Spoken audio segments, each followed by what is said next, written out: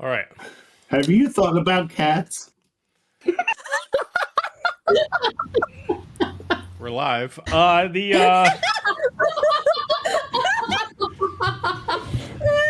right. Last we left off, the team crashing into a ravine within the Pervale Mountains. You get pulled into what seems like an alternate reality, a semi-dimension. Eventually, following through this magical darkness, you do find yourself into a temple, or at least a temple for the Weave Mother. Within it, you see 6 trials ahead of you. As you all, some of you take a similar path to the others, but you all find your path between the 6 doors. You find yourself in a very unusual trial, to say the least.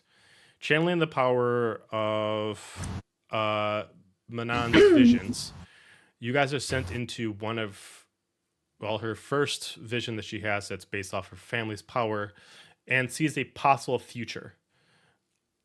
Throughout this, you guys get some information of what can happen if anything fails. What if Fernine succumbs to the power that's being given to her? What if Manan succumbs to the curse that has been brought up to her? What if everybody kind of falls to a certain kind of demise? Throughout this, you met a few different people. Nova, you met Tenebrae, who was eventually mentioned to you that you should find this person when you get a chance. A very tall paladin with a very slick kind of look, but a very large hat. Very, very out there. Pimp hat. A pimp hat. It is not a fucking pimp hat. Outside of that, you guys are eventually saved and brought out from this trial. Brought out of the trial by Stelle, the star god, and who is brought up to you as being the mother to Cocopula and Armoros. Seeing now the world kind of fallen apart and no one left in her family to defend it, she has now taken it upon herself to free you from any kind of loyalties you have to the Weave Mind and lining yourself up to her goals, which is not just to fare people away when the world's destroyed. She's there to help you fix the worlds before they get destroyed. Offering you a hand of trust, she allows you to get access to the Crystal of Fate. A crystal you guys can get access to once a month, and it immediately shows you a few different paths that's immediately shown. Immediately showing you a couple different worlds that exist. Immediately, who's there to actually protect the Crystal of Fate is the Steel God. And as she's there protecting it, you see a life that she left behind, a world of steel, a world of iron, but still had magic itself, as that was the first ever creation of your universe, as you guys are in the 3rd iteration. Basically, she's trying to help you avoid the Eternal Guardian path. With this, you guys get sent back out, and you know you're not in this vision anymore. You guys are back over in the train, and I think that's pretty much where we left off. So, is the train wrecked? Did we? Oh yeah, it's destroyed. Yeet? Okay, so we were back on the yeeted train in the cavern. Yeah, areas. I mean you're still down in the cavern, but you are in reality now. Okay. How far down?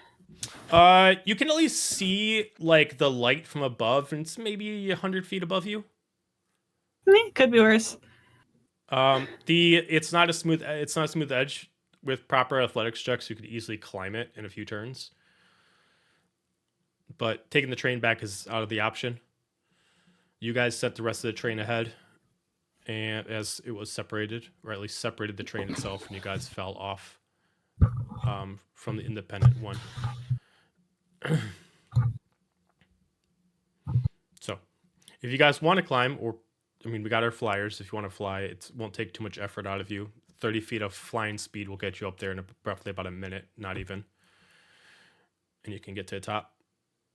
if any of the flyers want to assist, you guys can make it up there without making any checks. I'll go up and see. Getting up to the tunnel itself, you do see that where the train derailed, it did kind of bust the tracks a little bit, making it where if there is another train that comes through here, it is subject to fail. But as far as you know, there is only one train, or at least one train that's active, and that was the one that you guys were using.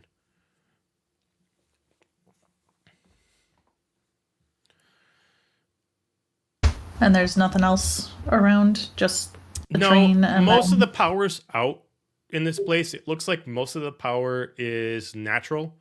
The heat powers everything, and it looks like maybe 10, 20 minutes. The nature of the place will resume, as you guys notice beneath your floor. Your feet aren't like burning, but like in 10 feet, it will be hazardous to walk on the floor that you're walking on. Not up by the trains, but where you fell in, where there was Meg before Hades summoned himself. Maybe we should Right. head back up to the train and make our way back. We can't stay here. I just start climbing. I'm gonna fly up and I'm gonna actually take my rope out and like lower down and like anchor the rope to the train tracks. Okay. All right, cool. Then everybody can, if you want to use the rope, if you can't fly, you don't have to make checks to make your way up then. I would use the rope. Okay. That's a great idea. Progressively, as you I don't use guys... the rope. I just climb. Fair, fine. Athletics check then if you want to be a baller. Did Ronine freeze? Just being Yeah. stubborn. She did. She said there you that go. she was going to Oh. start Discord because of it. Athletics was a spooky 20. Spooky 20. You're able to climb up at parallel speed to everybody else using the rope. Like I said, it's not a difficult climb, to say the least. It's just one of those things that people usually don't climb this because it's death falling down here, but currently it's dried up. By the time you guys make it to the top, the lava hasn't reformed, but you start seeing cracks into an otherwise dried up magma. And you start to see kind of steam coming through, almost like vents in the ground. Being here in another 9 minutes, even if you're not down in that cavern, is going to be treacherous. With the amount of heat trapped in a spot and now finally released, it's not going to explode, but it will create like a huge combustible effect that will be hazardous to you guys if you guys are within the area. To give you clarification of where you are right now, you guys are currently, if you see the map above you, for those who do have it, you guys are currently in the Pearl Vale. You are about, I'd say 40 miles north of the school. You are just within the Pearl Vale continent, but you haven't actually gotten so far into it that you've experienced the cold of the Pearl Vale, as you're still within the tunnel itself. But as soon as you know that, as soon as you would leave the tunnel, or at least get within like the last mile of exiting out of the tunnel, you do know that the weather would immediately change to like a negative X amount of degrees.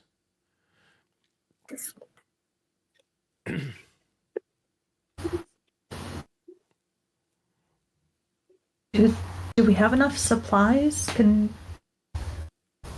And whatever you're saying, you can't hear. I don't know if you're muted. Oh, I was coughing. Oh. It looked like you were trying to talk. Okay. Do we have supplies? If it's going to be cold, or should we head back towards the school? Where do we go from here?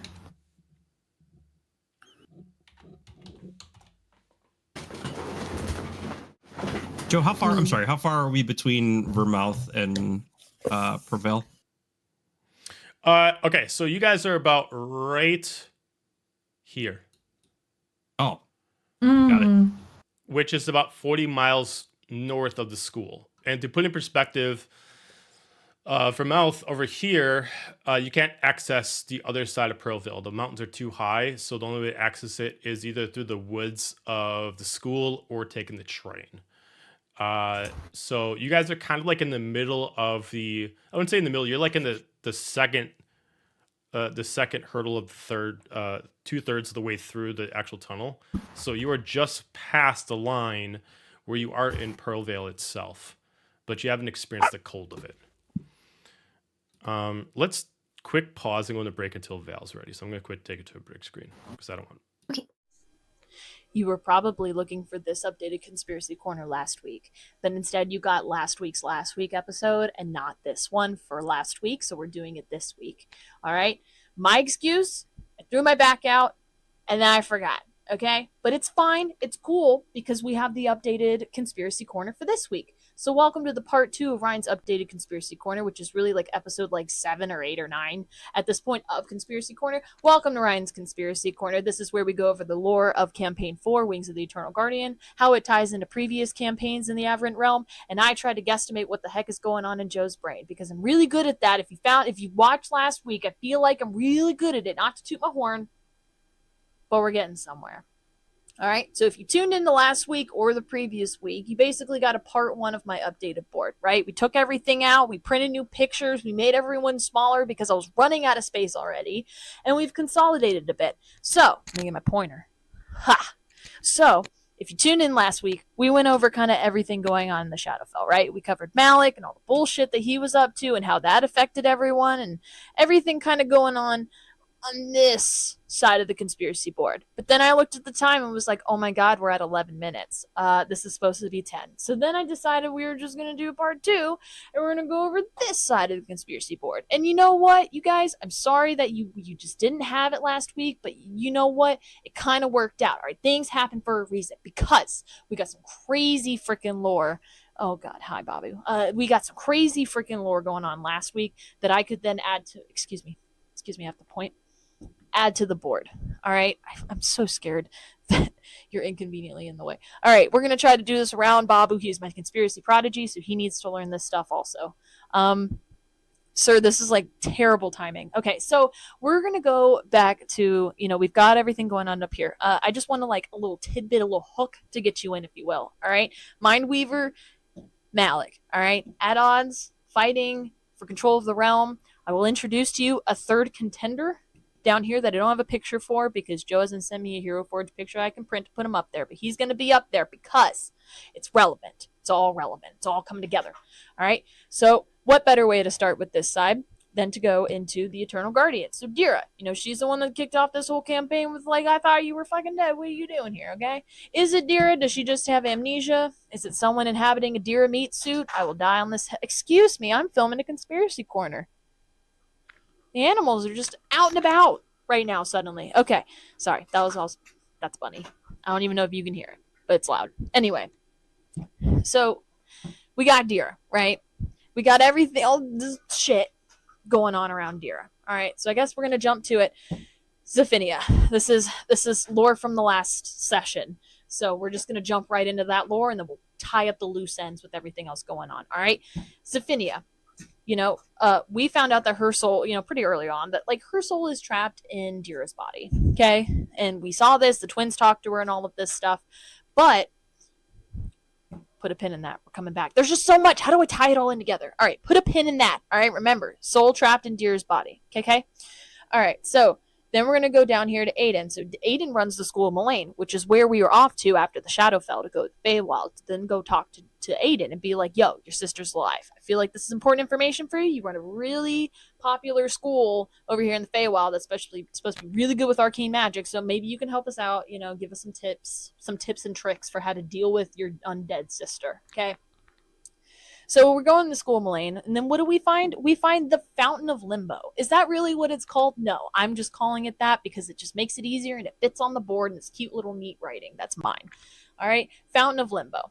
We know from a handful of dreams before we went to the school that this fountain kind of existed right where the School of Moline was built, and the School of Moline was in fact built on top of this fountain on purpose. Now when we went to the headquarters, the main office where the headmaster Aiden is, we were waiting and sitting around, and we found that there was this miniature version of the Fountain of Limbo, and it had a weird, interesting type of liquid in it. All right, I'm gonna call it ectoplasm because I watched way too much paranormal stuff, including Ghostbusters growing up, and to me that's basically. You've been working on this whole time. Yeah. No. Since we mentioned it, yes. Actually, yes. You got friends on the other side. Church of Azalea. Church You are of a Azalea. demigod. Oh god, the Church of Azalea. Multi-class warlock. Oh my Do it, you god. coward. Oh my god. It would Both be are- chaos. I'd subscribe to the church. But not, I don't know. I got one follower. I The got Church one of power. Alistair is just a shield with abs. Your whole personality. I just imagine the church made a boopy with you and with you. May the boop Go. be with you. And go with boo. You. I go with the boop. And you as well go with the boop. And then she said unto us, boop, boop, boopity doop. Boop, boop, boop, boop, boop, boop, boop, Oh gosh. And my boop, coin was boop, gone. boop, boop, boop. I mean, We have brings fun, a whole guys. new We level have to fun. Christmas song. I'm half Joe, half Azalea right I'm now. working on it. Calm down. Which, Stop getting your which one bangs do all I- furled up. Everyone gets advantage. The really The nice next feature big of bad that boss. Doesn't FYI. Right now, Cooked. Amanda is you guys Joe win. on the stream. Damn it. The world's not ready for two of me. I'm not ready. Did you guys see what I That's made? your best Manon impression? Come on. I'm Come gonna on, Amber, entertain show me your best the Manon. world with our little fortune tellers. Let's see where we're at. That's how we're gonna start making money in world. Just start making them. All right. Don't need that one. We got. I mean, that's a pretty good warlock character. I'm not gonna lie. I just took up these things and they're really fun. And oh. Oh my Idea to God, start yeah. Everyone who is Holy watching shit. right now is like, what is going on? Okay, like, guys, no, hold on. Outside of this game, for anybody watching right now, okay, your next warlock character, right, is you make those little cootie catcher fortune teller dudes, right? show, And yeah, you that. just give them out to people, right? And you're a warlock, and that's how you build your patron's power, by giving those out to people, and they unwillingly think like, oh, hey, these are just fun little things, and as they're playing with them, they're actually feeding your warlock patron. So basically, hide razor blades and Halloween candy is Yeah. what you're. Well, I mean, we're not trying to kill people; we're Hey, just trying to suck volatile. some of their life force. Just some of their life force. Like- not Just a all of it. little bit. Labubu's, right? Yeah, So an like unholy little bit, yeah. patron of the Like a labubu. the And then boo-boo. at the end of the campaign, your patron animates every single one of those. Oh my goodness, that would be Oh, no. amazing. All right. Oh no! Oh my god. All right, I at least got us fixed for now. Okay. All right, we'll continue now. where we left off. All right, so you guys are out there. Steam is starting to build up.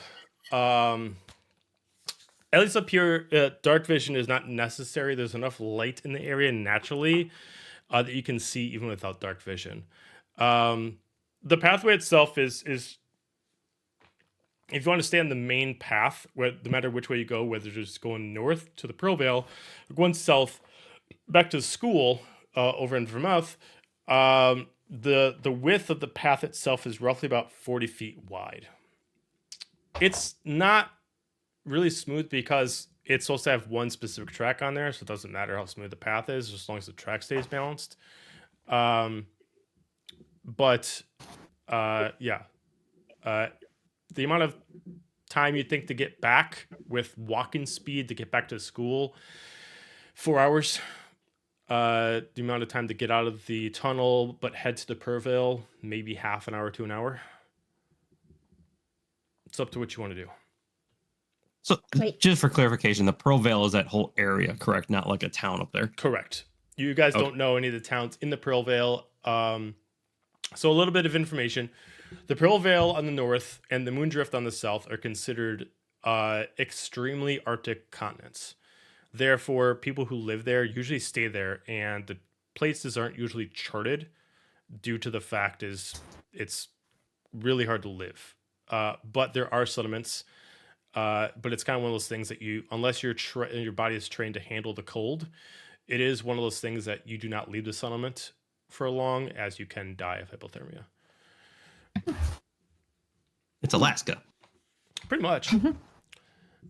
But right now, you guys haven't succumbed to the cold yet, as you guys are still within the warmth of the tunnel itself, and you guys haven't gotten far enough out of the tunnel into the Pearl Veil to actually feel the cold actually reach in. It's Alaska in winter, not Alaska during summer. Greenland. Well, we can either push out into the snowy area, or we can head back to the school. One is going to be harder in the long run, and one's just going to take us a while. Are we prepared for the cold?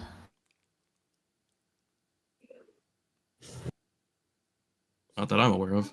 Nova looks down at what she's wearing and be like, no. Maybe we go back. Maybe it had information in the school too. We can get more information. We can go from there. We can grab jackets and scarves and continue on. We also think we need some time to just talk about what has happened in the last several days. Has it been several days, or has it only been a couple days? I feel like it's been a month. It's been 1 day. 2. Oh. I feel like we need to unpack some of this. And if we also head back towards the school, there's all those train cars that we disconnected. There could be supplies on those. True. Manon just starts walking back towards the school. Okay. Ditto. As it's decided. Okay. What's everybody's passive perception if you guys are walking back to the school? I need at least a 15. 15. Alistair. Or is it 16. passive perception, you said? Passive perception. Passive. 16. Nice. Okay. 17. Oh, wow. Got a decent amount. All right. So for those that got at least a 15, you do hear in the distance a creature moving very, not cautiously, but at a simple pace. You can't see this creature yet, but it definitely sounds like something that's, was it quadrupedal? And it does seem light-footed, but it doesn't sound like it's necessarily stealth in its movement. But you do hear something light-footed, maybe no bigger than a wolf up ahead. From the direction of the school or the snow? School. Oh. Oh, Val's back. Yeah. She's back! Hello. You came back. Now we have to fix the stream again. Oh, no, it's fine. I switch it. We're good. there All right, so to catch you up on Val, you guys are moving back to the school, and for anybody who had a passive perception of at least 15, you guys at least hear a creature up ahead that's moving at regular pace and not specifically trying to be quiet. Okie doke. Well, I do not have that passive perception, so that's fine. Okay. Me neither. Can I just take a quick peek in our train car before we leave to see if there are any supplies that we could take with? I would actually already say that you guys already spent a decent amount of time in the train car after it fell. There was nothing of use, and anything that would have been of use is pretty much destroyed. Okay. Then I'll slowly follow Manon, trying to process everything that has happened. Sure. Seeing that a few people kind of like dart up alert, I'm gonna like see Manon's kind of just trudging and like jog up real quick and be like, hang on, there's something ahead. Trudge. I just pull out my swords. So are we back up at ground level? Yeah. Yes. We're on the tracks. I would have pulled my rope up too, by the way. Okay, got it. All right, so Manon's got her swords Also, out. would like to trudge up to the opposite side of Manon and like put a hand over her, trying to draw her swords No, I don't think that's the right path right now. Last time we were up here, there was a dragon. I'm not taking any chances. Did the dragon come in soft? Because what's up out there is not trying to make itself unknown. Does anybody here have, well, if you had that passive perception, that at least 15, does anybody in that group have a proficiency in animal handling? No. I do. You do? Okay, so Azalea, you can give me an animal handling check with advantage. He's so The most excited. on-brand character I never get to use it. Yeah. 17. 17. Yay! What sounds up ahead seems like a mixture of like a wolf. Maybe it has a weird footstep pattern. It has kind of like a stride of a wolf, but almost like the pressing down of like the way it moves almost sounds like the stride of like a tiger. But you also hear like claws going in of almost kind of like a reptilian, like almost like it has like a large nails kind of come in. But based off of movements, not knowing what the creature is, you could assume that whatever the creature is doing is not specifically trying to hide, but it is staying out of vision currently. I'm gonna try and sneak ahead if I can. Okay, stealth check. Are you sneaking by walking or sneaking by flying? I'd say sneaking by flying. Okay. And that would be a 29, please. Okay. It was a nat 20. Damn. Yeah. Plus. As you start moving up ahead, if you gain about a 60-foot gap ahead of the rest of the group, you do see what looks like a silver fur with some like purple accents, unique creature, just kind of pacing, kind of like in a cross, kind of goes up and down about 10 feet, then kind of comes back and crosses. It's all by itself. It has the body shape of a wolf, but it has interesting stripes matching a tiger, but it has like these long velociraptor kind of claws. Its face actually looks more magical than the rest of its body, as almost like its face almost looks like a mask of sorts. Like its actual real face actually looks like an actual living mask. The tail is long and it's long and very, very, very wide. The tail itself, everything about this creature seems arcane. It almost looks like if you didn't know better, you would think that this is just a figment of your imagination because you've never seen a creature that matches this description. But you do see it and it is there. I am assuming I have some rations on me. I would take some out and fly a little bit further than the creature and land and kind of toss the rations towards it and see what it does. It just stands there, looks, cock its head, and just kind of pushes the rations out of the way, and it just disappears in thin air. Where'd you go? Hello? Azalea, who are you talking to? I'm gonna fly back to the group. I wanted to see there was something up there, and I've never seen it before. It had this mask faced, and it kind of had talons, and it was like a wolf, but a tiger. And I tried to feed it, but it didn't want food, and it disappeared. I don't think it will hurt us. It didn't attack. Well, if it disappeared, You were go ahead, Bjorn. also up in the air, so Well, I went down by him to give him some food, thinking maybe it's friendly. Kind of looked at it and left. I What don't know what direction? it is, but I think just keep your eyes out. I mean, the Feywilds has have very many different kinds of species of animal and creatures here, so it's possible it's one from this area. It was Might be. You've cool. never seen anything like that either. Not from what I don't wait. DM to player, would that be something I would have been known about? Probably not, right? Because it's from a different area of the You can give me a nature Feywild. check. Sure.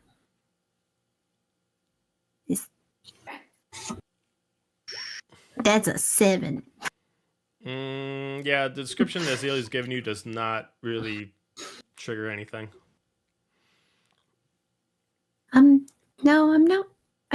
I'm not familiar with it, but I'm also not from this area of the Feywild, so it's possible there's different species. Well, whatever it is, it's gone now. Well, it might come back. You never know. Joe, can I do a medicine check to see if Azalea has a concussion? Sure. Fuck you. That's a 17. Whether it's related or not, Azalea has a concussion. Damn, I knew it. Well, because she fell. Hey, Alistair, how many fingers is she holding up? Sure, sweetie. Let's get you to bed. No, you don't want to go to sleep when you have a concussion. That's not good. Oh yeah, I forgot about that. I learned that this weekend too. Fun fact, random coincidence. But you guys do know that you guys need to at least get out of this area pretty quick as the steam is starting to get really raise up in here. So you guys keep trudging on. Yes, Okay. I would think Well, so. whatever is up there is gone. So I start Mhm. trudging. Okay. We'll keep an eye out for You it. guys continue to walk. As you guys kind of make your way like 500 feet away from where you were before, you start to kind of hear like steam kind of shoot up really and then go silent as you immediately hear like a large pop. Like a lot of stones just like immediately just shoot up in the air as you can kind of hear like the lava kind of reflow back where it was. As you guys are continuing, those people who have that 15 passive perception, you guys start to hear the creature moving around again. It is again ahead of you. I do the same thing I did before.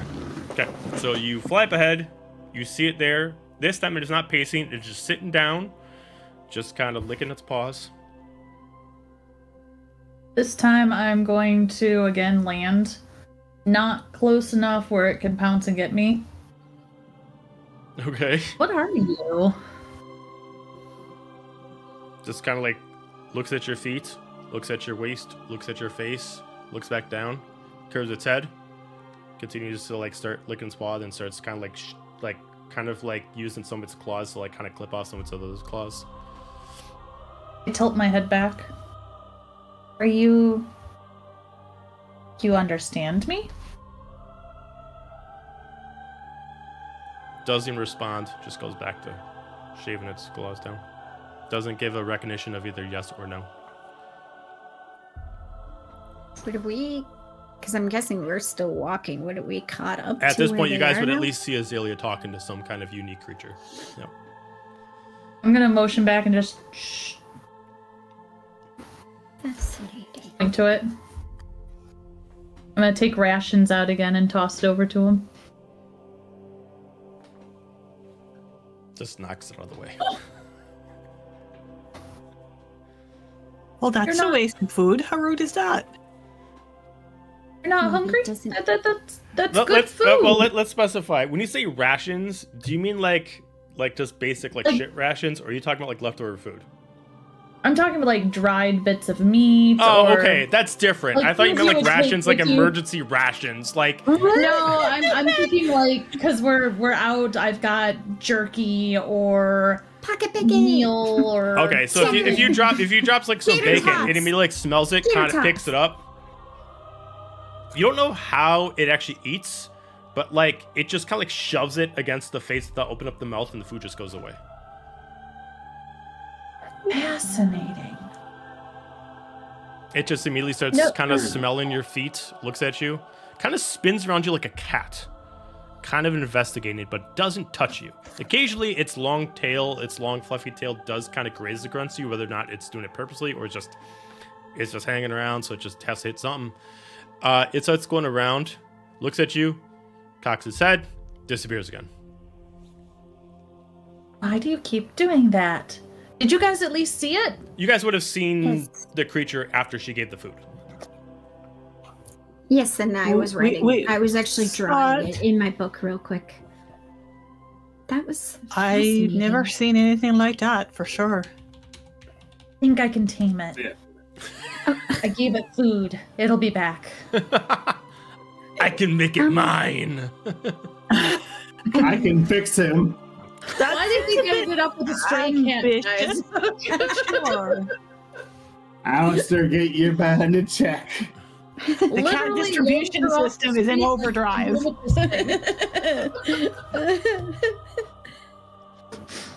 Well, it was very fascinating, that's for sure. I Have wonder you what- ever seen anything like this, Nova? Well, nothing like exactly like that, but there are species that will face step and I would Yeah. say, actually, you've seen this, Nova. You know what it is. oh, I do. A creature that is native only to the Feywild, as far as you know, and they are very, very rare, as many of their breeds have gone extinct, and there's very few of them left. They are called what's called Omi wolves, O-M-I. They are magical wolves that speak only telepathically, and they bind only to people who are bound to the planet themselves. Wait, I think you just saw an Ami wolf. They're very rare. They're almost extinct. You know Oh a no. few things about them. One is they're extremely mischievous. They love to mess with people, but not in a way that's harmful. They're usually harmless unless for some reason territory is disrespected or their friends are being harmed. They do keep a close-knit group of what there is their pact, the pack, which at this point, because so many of them are extinct, is their pack are usually druids. But they're very loyal, and they're very mischievous. So that's probably why it keeps playing with you by disappearing. And they usually are around druids. I'd say But very last thing you would know about it is there is a myth about them that's never been proven that the most ancient of elves that were druids, or at least very bound to the planet that they walked on, when they died, they believed that they became an Ami wolf. there is an old legend or story that the ancient druids of the land, when they died, would become one of them and roam in the next life as an Ami wolf. So, but I've never seen one in person. I've only heard about them and seen drawings of them before. Well, you've seen one now. Yeah. Ah, You think Very interesting creature. I is it wonder. following us or are we following it? I think it's a little bit of both, possibly. You guys start hearing it You walk said out that- of you again. Travel with druids. Would there be someone else with it? I mean, And I'm you gone. Flies ahead again. yes, Running. I mean, they Oh, are. there she was. I mean, they are their own entity, We're so going. they're not like how Biscuit, where it's summoned by you in that way. They're their own entity, so they're it's like a pact or a loyalty, like a bond in a different way, usually. So they can roam wherever they want. From what I've heard. I don't know for sure. Point of order question: are we walking and talking, or are we just standing? I'm guessing talking? we're walking assuming you guys are and walking talking and because we're talking, going yeah. after. Azalea flew ahead I tried to again. clarify. Azalea, as you're flying Yeah, ahead again, guys you again. now see it sitting there waiting for you with its large, and when I say large tail, this thing is almost the extent of its own body. The creature itself, if it's on from end to front, is roughly about 10 feet long. The tail is about 8 feet long. Added to that, the tail itself is almost itself its own kind of weapon. But this time you kind of see it there. It's kind of waiting for you, just sitting. Claws kind of like dug into the ground, and its tail's just flap to one side, then flap to the other side, and just sitting there, just waiting for you to fly in, expecting you this time. I fly in and I sit in front of it. It just lays Are down you in front of following? you. Just looks at you. I'm gonna hold out a hand. Just looks at you. Immediately slaps its paw on your hand, and then it pulls it back. It does hurt a little bit. You're not used to getting raptor claws for fingers. You do get a little bit of a cut. It's okay.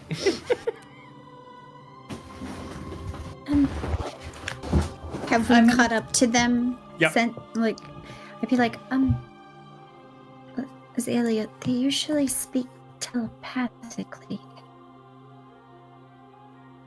It kind of like looks past Azalea and looks at Nova. Please tell me you can hear me. Oh my goodness. Yes? Oh, I good. just say out loud. Finally, someone who can listen. Merely You can stands. hear Yes, it? what? It's speaking to me. So it's walking over to you, just sits in front of you. I have been trying to speak this whole time, but apparently your group doesn't listen very well. Well, most of the group isn't from here, so Got it. that could be it. You actually get like a very like old in sound voice from this telepathic mind. It actually, like, if it was like an elf or human of any kind, you would assume that they were at their later end of years due to the groveliness of their voice. I'm like, this is fascinating. You sound like an old soul. All of us are. All of us wolves are. Well, what few of us are left, we're old souls. Oh. But Um, I Wait, I should translate to the rest. Is that okay? Can you can understand me, so he kind of like lifts up one paw and he kind of like puts it, like he straightens it up and he almost touches you. It's like, if you don't mind. Sure. And Can he I put immediately my hand out? puts his paw on you and you immediately feel like your magic kind of like spread through other people, and immediately for like about a minute, everybody gets their extension of like language, so you guys can all understand him for at least a minute. Can you hear him now, everyone? Testing 1, 2, 3. Can you all hear me? You talk. Whoa. Just what I wanted, as I'm still walking. Are you I will still hungry? follow. I have more food. No, that's very nice of you. Actually, I probably shouldn't. I mean, no. I'm good. I'm gonna hand it out to him anyways. Oh, Temptress, and Amelia just takes it and just immediately starts eating it. And Manon, don't go too far. She's just walking. she wants to get to the academy. So sorry. Proper introductions. I'm Glyph. Glyph. I was asked to retrieve you all. Weren't we meant to find someone called Glyph? I think so. Wait, so as Manon would walk Right. away, is she still linked to hear when he says that? Yeah, you can be indefinite Okay. distance away and still get that 1 minute like speech during this. Because I think, Manon, weren't you with when we like found out we were supposed to find a glyph? I think so. I can't remember. I think I want to say it's in my notes. Yeah, you guys would have been all so together I'll when say there was she a does. when there was does a Yes, jumbo. we were told. We were told back in August, at the inn, to find the glyph. Who lives by the school but doesn't work there. They let him hang around. Whitish hair, a little bit of purple. He'll stand out. You'll see. Oh, he stands out all right. Yeah. He's just like, all right. This is when we asked if there were any stories of the group that disappeared 20 years ago. So he just like looks like, I mean, I have a quicker way to take you all there. It's gonna get really cold in here pretty soon, so I was tasked to find you all. It seems like you guys are in trouble, which is great. But get you out of here quicker than the rate she's going. This is we were meant to find a glyph. Let's go wherever. I'm yes. Manon, can you? And I would go. Oh, that was very loud. Manon. He just starts walking back over as Nova's trying to get it out. You just see immediately like kind of like starts digging in the ground a little bit, and you kind of see him start making like a circle, like almost like kind of like a rune made out of his like claws he's making, like almost like a teleportation circle marking that he's making. And he's just like, all right. Quickly jot it down really fast in my book. His eyes start to glow, and then with his mask-like face, all the textures of the actual mask start to glow within what looks kind of like a wooden texture of face. And he immediately puts his front right paw down on it. Now bear with me for a second. I've been told that mortals find this quite jostling. And then he just immediately presses on the ground as you guys immediately just feel like almost like your gut sucking into yourselves as you immediately just blink out for like 2 seconds, and you immediately just come back into right outside Vermouth, right over in like the streets for shopping and everything like that, where the inn was in the parade. As immediately you come back, for anybody, especially if you've never teleported before, you're gonna immediately just vomit right in the streets. If you teleported before, You're that's welcome, up to your twins. It's all over You the teleported place. before you tricked us. If you have teleported before, it is just up to your own constitution. What you feel is your body's going to be able to acclimate to. I don't need you to make I any think checks. we It's all just what have, haven't we? Yeah, I think we just. That's No, true. not Yeah, us. you guys have. Yeah. And Okay. it's- So it's just up to what you feel is appropriate for your character, if they can Yeah. tolerate it or not. Ugh. I'm just gonna go. Follow it back. Your digestive system almost feels like it just kind of turns a couple times within like 5 seconds. I'm never gonna get used to that. Immediately, as soon as you start walking around, you start seeing like all the different people in town. Hey, Glyph, how's it going? Hey, how's it going? Everybody can understand Glyph here. So the town seems untouched. Untouched. Like it hasn't been like not like where the school was attacked. Like the Oh town's no, fine. no, the town has not taken any damage as far as you can tell. Okay.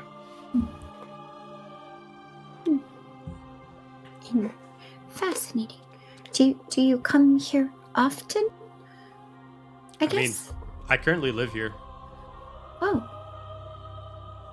Oh yeah, that's right. They did say that you usually are around the school, correct?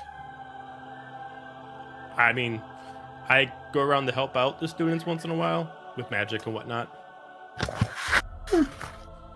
I mean, due to my affinity to, he just kind of shows up like his paws and he wags his tails. Like, can't really be a teacher, but I help them out once in a while with some spells and stuff like that.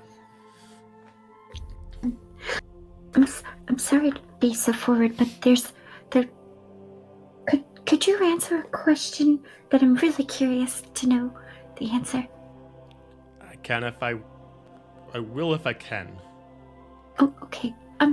So there's a legend, a story, tale that how that old druids in this realm, when they die, they become one of like you. Is that true? If it's true, then my previous self lost all their memories. Oh, fascinating. He kind of like presses himself up against the wall to like get up on his hind legs and kind of like looks in the book. Huh. Oh, pardon. He immediately comes back down. Well, we're here now, and he immediately changes his tone. Follow, and he starts walking into town. Is there somewhere in Following particular Brooke? that you want us to be? He doesn't or respond. are He just we- keeps walking. Yeah, I follow, shrug and follow. We're I just look at trusting when the beastie. Manon's eyeing the inn, debating to split off as they start walking by it. I just look at Manon, being like, I grab her by an arm, just link arms. This is just like being at home. You know, there is so many animals that you can follow and talk to, and I haven't had an animal I can talk to in a while. Did you link? Put a Did hand you on her grab? back and push her Did ahead. you grab? Yeah, did you opposite grab side. Manon's arm? Yeah, I grabbed Manon's arm when she wasn't walking. I bet that's so wonderful. At this Really Something point, only you can enjoy. She At starts this- trying to pull her arm out. At this point, Nope. the beast speech that he extended out to everyone stops, but Azalea's affinity to the creature has allowed her to be able to speak naturally with it. The rest of you lost the ability to understand him. Besides thank me, God. Yeah, right? besides- I mean, darn. Okay. You can't even see when the creature talks. His mouth doesn't even open. Whether or not it is a mask that is in place of a face or it's on top of a face that exists, it acts as a mask itself. It is not an actual object that is to open or close. And therefore, he only has one type of speech that you know of, which is telepathic. Makes sense. It seems like the way that he speaks, as long as either someone is bound to the Feywild or they have become accustomed to him, they can understand. It seems like beast speech at least works, but gives you kind of like a varied version of his language. He kind of like takes you over to a further spot in town, crossing a couple rivers, if anybody follows. And he kind of just like sits and he kind of like lifts up his paw and points in one direction. And you kind of see there's a sign on it.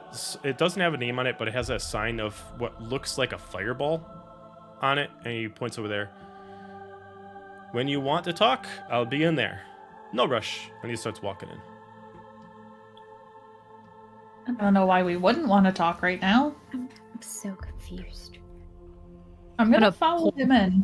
He's I'm kind gonna of getting the pull my vibe from arm. Manon that like not everybody's like wants to just talk to the magical creature. So he's just going in and giving people space. Pull my arm away That's some from. of us are. Just say, look, if you want to go hang out with the wolf thing, you can. There's other stuff that I'd prefer to do. So I'll go to the inn and get us another room or something. I mean, I say Are that you to everyone. sure?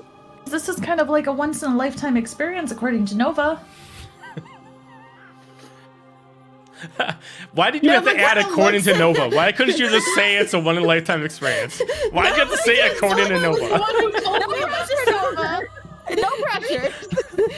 I just like look at her like, This ends up being a dead end, Nova.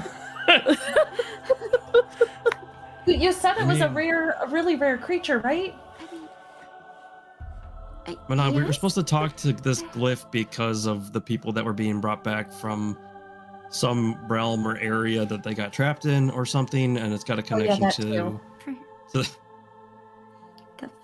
far so it's got a right. connection to the Guardian. So this is probably important. It wouldn't hurt to have us all there. Well, maybe we Gotta- can divide and conquer. I go figure out some other stuff about the Guardian. You guys can do this. And she just turns and starts walking away. Okay, you walk away. The rest of you head over to the location where Glyph went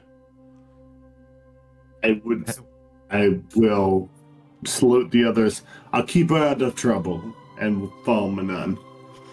Thanks, Bjorn. Okay, for the rest of the group so for not Bjorn and Manon, raise your hand if you can read Elvish. Yes. Okay. I mean, I'm an elf. Okay. As you guys start walking, Oh my gosh! Can you imagine if you had a character that was an elf that couldn't read Elvish? I mean, Sorry. it could be that you were born in the material plane and you never really knew Right. elves. That'd be hilarious. For everyone, this building does not have a name on it. It just has a steel sign with what looks kind of like a fireball, but maybe like a meteor crashing. But much like thieves can't, anybody who can read Elvish, there is kind of a scripture that is actually written within the actual, is a font written within the fireball that actually says Order of Embers and Ash. Order of Embers and Ash. I just say it out loud, quietly. What's that? This sign. That's what it says. I don't know what that is. Can I do a history check to see if I've ever heard of that in my dad's library looking through the books? Sure.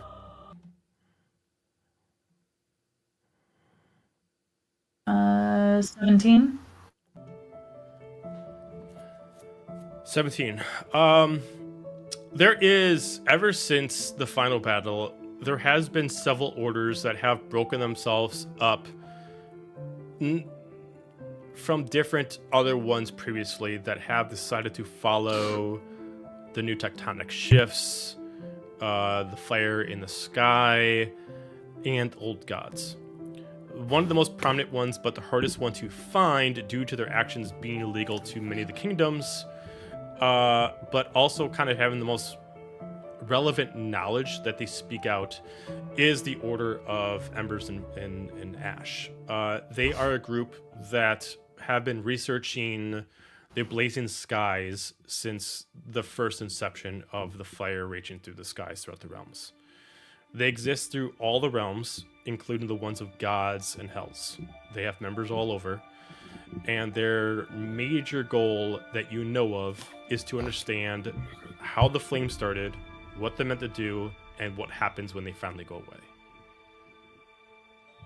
They have a secondary goal, is that if worst case scenario, they are there as a precursor to send off a wave of destruction to affect the planets, they are there to be the lore keepers that would either be the ones that are there to help the planet from destroying, or to pass on the knowledge to the next planet for whoever survives.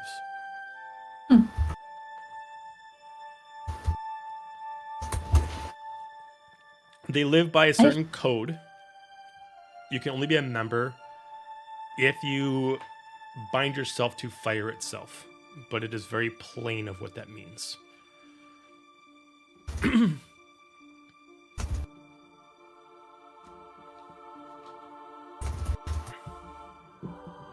I'll share that with the group. I've heard of them before, and they research the flame in the sky and why it's there and what's going to happen when it's gone. I think they research and they document and they hold lore. I don't know. I've just seen a little bit here and there in books. I can't hear what you're saying. You just see Nova actually walk right to the door. As soon as you say the researching the sky, she just like starts going towards the door.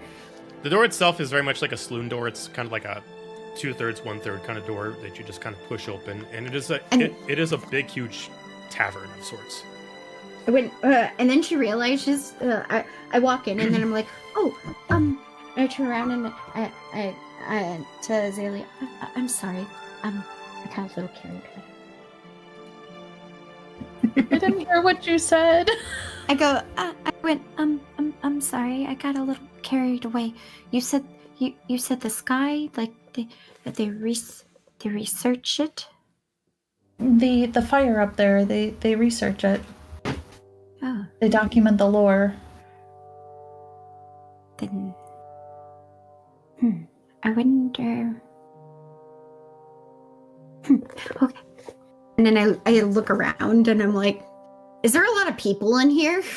If you go inside, the place is pretty packed. Think of it as a restaurant on a Friday night. There are people coming in and out, but there's enough space to move around, but most of the tables are taken. I literally start backing up and I probably run into whoever's behind me. It's probably me because I'm trying to see where the kitty went. Okay. And I'd be like, oh. He is already lost in the crowd. The crowd is varied as far as who's there, but there is a semi-common thing amongst the crowd.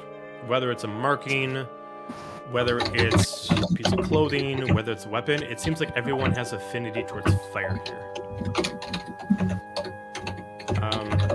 But the center of the building itself has a spread out spot where the bar is, where it doesn't attach any to the walls. It's just a square center of a bar that kind of circles around so the bartender can go to all four sides. And then there is, on the far end away from the door, there is a bunch of booths, and then everywhere in between, with the exception of the right side, Jesus typing, Oh, sorry, I thought I was my... all the stuff on the left are a bunch of bar stools and cocktail tables. Everything to the right is actually a band playing, and there are some people dancing, but it's very much like a country kind of style.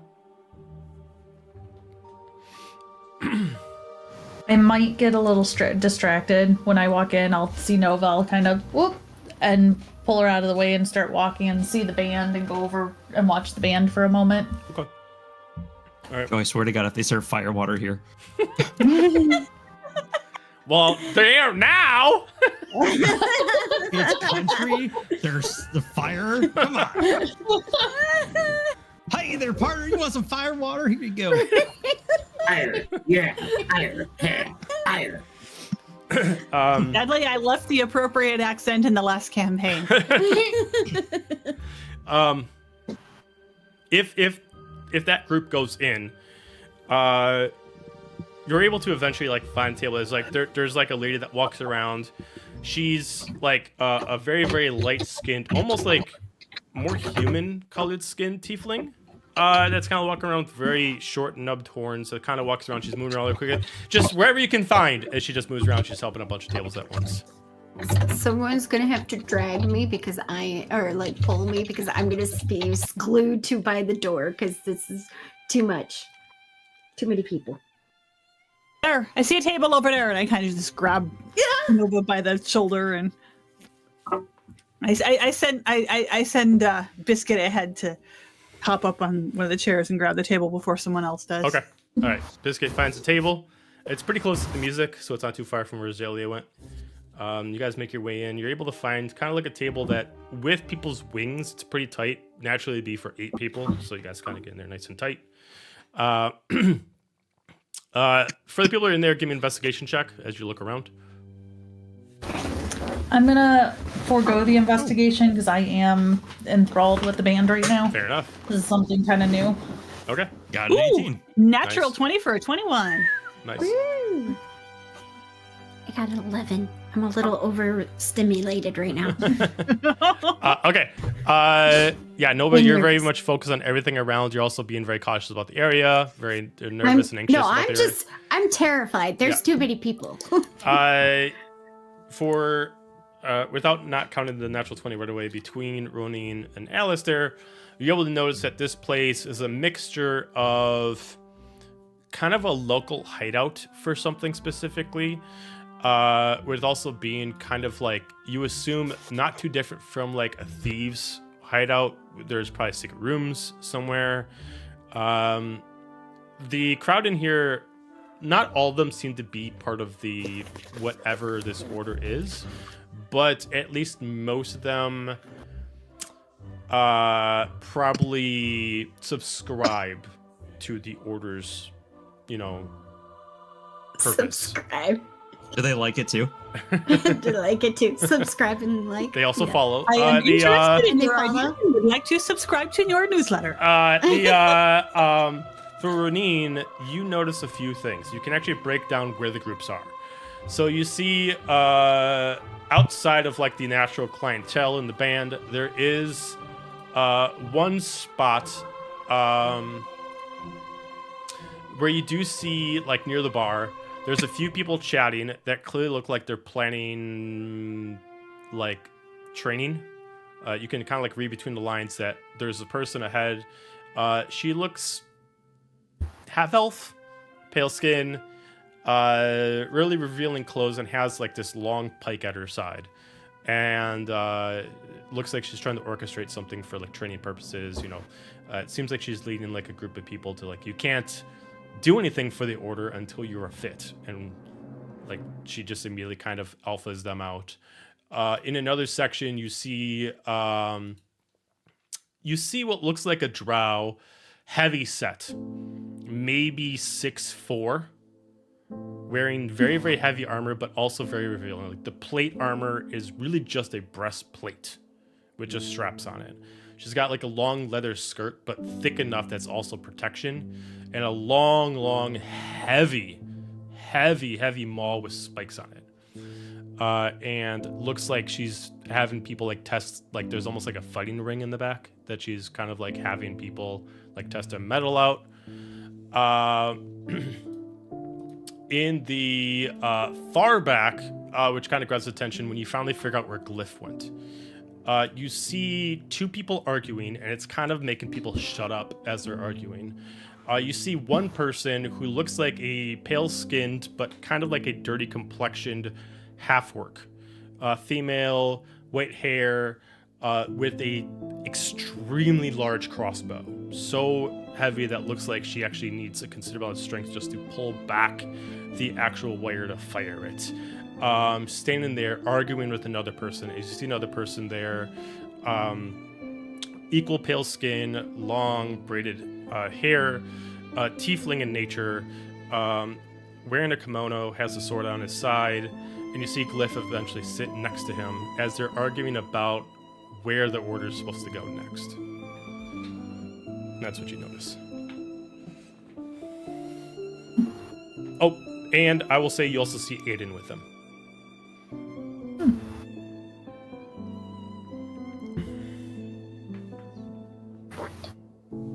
Well, that's where our new friend went, and look who's with him. Over there, where the argument's getting attention. We should probably go join them. I say under my breath, do we have to? We want answers. True. Okay. I'll start pushing through the crowd because I'm much larger than everybody. I'm just gonna start like snow plowing my way over there so he's behind me. Just wings aimed forward like a plow. Yeah. Actually, Way down like a plow. It's just like you're an actual plow. You're an actual plow. Like I'm going to go. I since we are close to where the band is, I'd probably look over there and look at Azalea.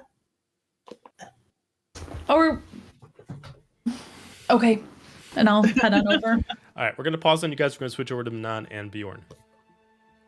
So you guys went back to the inn to go get a room. Question mark. Yeah, I did. Okay. I just followed to keep an eye on Manon. Okay. You get over to the inn. You do find the person that was the bartender now up in the front. Welcome back. How can I help you? I think we only got our room for 2 nights. I think we need it for 2 more. I mean, your room was rented out. We could find you another one. Yeah, that's fine. Okay. We looking for luxury or just simple? You had Whatever luxury can before. fit. How much gold is it? For our luxury rooms, to fit 4 person a piece, that'll be 20 gold. For simple rooms, or 5 a piece. Can that still fit all the people? Each room is meant for 4. Similarly, that people can share beds. Okay, give me 2 simple rooms. Okay. Just takes 10 gold from you. Amelia gives you a key for room 101 and 103. I'll take them and I'll go find room 101. Okay, you can actually see where the room doors are from where you are right now, as they're just a hallway straight ahead. The rooms themselves are right across from, like, if you're like on the main floor of a hotel, like the room right across from you is like the room that has like the ice machine and the vending machine, and next to it has a storage closet and stuff like that. That's kind Cool. of So where you we'll are. be up all night. Great. Love it. All right. Yeah. Manon is going to glance back before she walks into the room. Okay, so if Bjorn's there. Make sure no one's following her. Bjorn, are you there?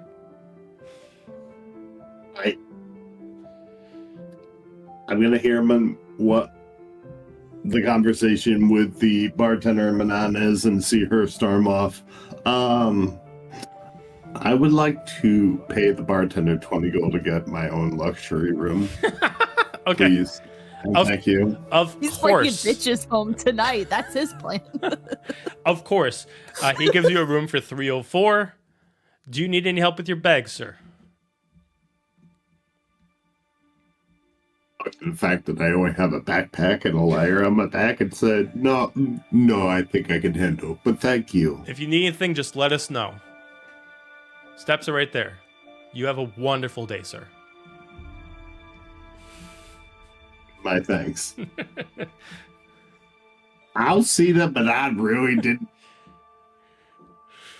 It seems she got a room and isn't in too much trouble. Can I backtrack and find the rest of the group, or? Sure. Yeah, you know or where I they can- went. Yeah. Yeah, I will Okay. backtrack to So said you room. pocket your key and you leave them on to her own devices. Okay. So you start I'll heading. keep her out of trouble. All right. So you start You heading heard to meet up with the Muscle group. Mommy in the wind. It's her room, Like, guys. hold on. All right. So Manon, Last give night I me. saw her. She went in her room. She got a room. She didn't drink. I didn't Yes, say I not was going to searching do any a of that good job mermaid, at it. I just said, All right. So for Manon, as long you're as looking I saw behind her, you. she didn't get in trouble. Perception check, please. Ooh. 19. Okay. You don't see anybody, but you swear to God someone's following you. Do I know who? You Ally? do not Non-ally? see anybody, but you swear to God someone is following you. Yeah, are the vibes ally or enemy? It's what are the vibes? You don't know. You just Cool. feel like somebody's following Vibes you. Vibes are paranoia. I shut the door, lock the door. Which put a one do you chair go in? up Do you go in? the Do you door. go in 101 or 103? 101. Okay. Whichever one actually is furthest away from the ice maker. Okay, that's 103. Okay, I go into 103 then. The yield ice maker. Old, Yield ice machine will not keep me up. has a goblin ice wizard inside of it. Yeah, It's it's a just living. it's freaking Flintstones, or like it's just the appliances just have creatures inside that are just operating everything. All right. So you go into 103. The room is very simple. Two like just full-size beds. It's clean. It's not like they take away from cleaning out of here. It's just as clean as any of the rooms. No facilities in here. It's just two beds. There's one storage like chest that doesn't have a lock on it, so it's just open close, and then one dresser of medium height. That's it. Is there a mirror here? No. There's not a mirror in here? Mm-mm. Fuck. You got the cheap Well, room. Yeah, I just figured there'd be a mirror in here. Mirrors you are know. for mirrors are not for Motel the 6 poor. has mirrors. What in the Motel 6 is this? Motel 6 has mirror.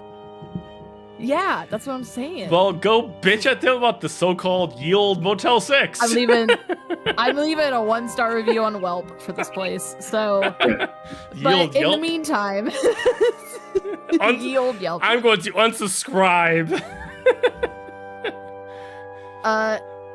In the meantime, I think she'll No, I have to have a mirror. I need to have a mirror for this. Okay, I'm gonna barricade the door. How do you barricade the door? It's not just your vanity. You're actually doing something. How are you gonna have a barricade the plan. door? Well, I was gonna lock it and then put the little, unless it's a simple room, and the Motel 6 here doesn't have a little extra deadbolt. No, it has a I deadbolt, was but you gonna said like lock barricade it. Like you don't have a chair, so how are you just saying Yeah, I that was gonna- barricade? You just mean lock? Well, I was okay. Well, now I know for later that there is no Luxury chair, and I item, have I'm to put a sorry. dresser up against the door. Okay. But I will just, for now, undeadbolt, unlock, All right, walk out. Give me I'm gonna athletics check go- to try to move the dresser. It is quite heavy. Well, we'll say, for retcon purposes, we'll say Manon walked in, saw there was no mirror, saw there was no chair, and was like, this will not do. And then turned around, undeadbolted, unlocked, walked right out in the span of maybe 45 seconds. Okay. Where do you go? I'm going to the local ye old Walmart to buy a mirror. Okay, ye old Walmart. You go over to the general store. The general store here, as I described it to Alistair when he was looking around last time, is one of the larger places in here. It is also their bookstore of sorts. They have like a half-half kind of a thing. Therefore, it is 2 floors. It is quite large, and you can easily get lost in there, much like if you don't follow the arrows in an IKEA. So do you just look around? Do you ask for somebody for help? What do you do? I'm just gonna walk in, find the nearest person, be like, hey, I need a mirror. Where's the mirrors here? Okay. Just looks it just you just see like a female, very, very dolled up, hair really, done up in a whole thing, wearing way too fancy of clothes for like going to like work at at this kind of store. She'd be like, you need a mirror. And then she just walks over and she just points over in the direction of the mirrors. Thanks. I like your eyeshadow. And I just walk away. Bitch. I'll Not go find the mirror. eyeshadow, all natural. Thank you very much. I can tell. I'll go and find the mirror. I pick my battles. This is not worth fighting. I would kill her. I got claws around here. Okay, you find here there's a section of like, because of the store that you're at, these are not basic mirrors. These are like mirrors with extra functions. Therefore, a basic mirror does not exist here. There are 3 different kind of mirrors here, and they range anywhere between 5 gold to 50 gold. 5 gold mirror. I just need a mirror. Okay, so you get this mirror. It has some kind of pattern around it. Not like it's bedazzled, but it has like some kind of pattern on there that kind of looks like a setting of stones. You do spend 5 gold. Will you head back to the inn then? Yeah. Can I do a quick like surveillance? Do I still get the followed vibes, Perception or are they check. gone?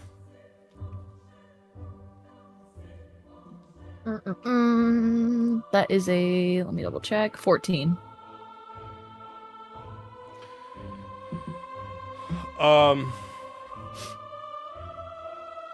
There is still a sense that you're being followed, or that you're at least being watched consistently. But every time you look, you do not find anybody. If you're in a crowd, it's obviously harder to notice. When you get back into the hotel, the few people that you pass, aren't looking at you when you're sensing this. So is it only in the hotel I get this feeling again? No, it's consistent. You felt Consistent? You Great. felt this way ever since you separated from the group. Love that journey for me. I will go to the room, that 103. Okay. I will lock. I will deadbolt. Now I will move the dresser in front of the door. Okay, athletics check.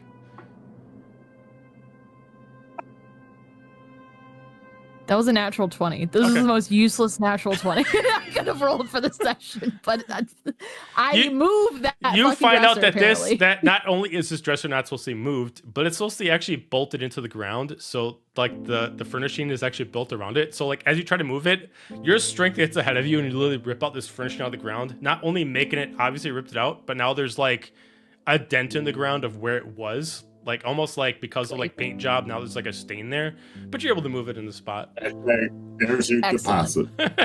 Excellent. There goes my deposit. I hope the 5 gold mirror will make up for it in the future. Jesus Christ. Okay, I move this. I mean, I already ripped it out of the floor. I might as well move it in front of the door. Okay. I'll set up the mirror. Where are you putting this mirror? I guess the giant void that I left where the dresser was. I'll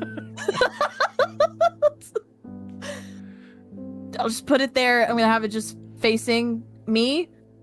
To clarify, I'll let you pick the size. Are we looking at like a full body mirror? Are we looking at like more of a hand mirror? What kind of mirror did you do? Not a hand mirror. Manon is looking for something that is either like torso up body type mirror or a full body mirror. Okay, I'll say that you found like a torso size mirror, but you can like put it on a stand, so at least it's high enough that you can use it for like your half body. Well, I was fine with sitting down. Oh, okay, that works too. I mean, so what she's gonna do is she's gonna set it up.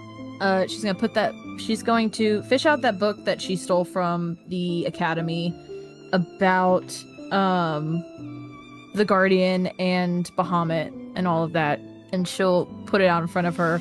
It's also, is there, like in the book, is there like empty margins in like the front and the back? Are there empty pages in the book? Not in the front, but there are a few empty pages at the end. Cool. I'm gonna find a pen, a quill, a yield quill, if you will. Do you but have she'll one? peel off her arm. Probably. Or do you need to go back to the general store? I'm not fucking going back to that place. They hurt my feelings and I won't let them know.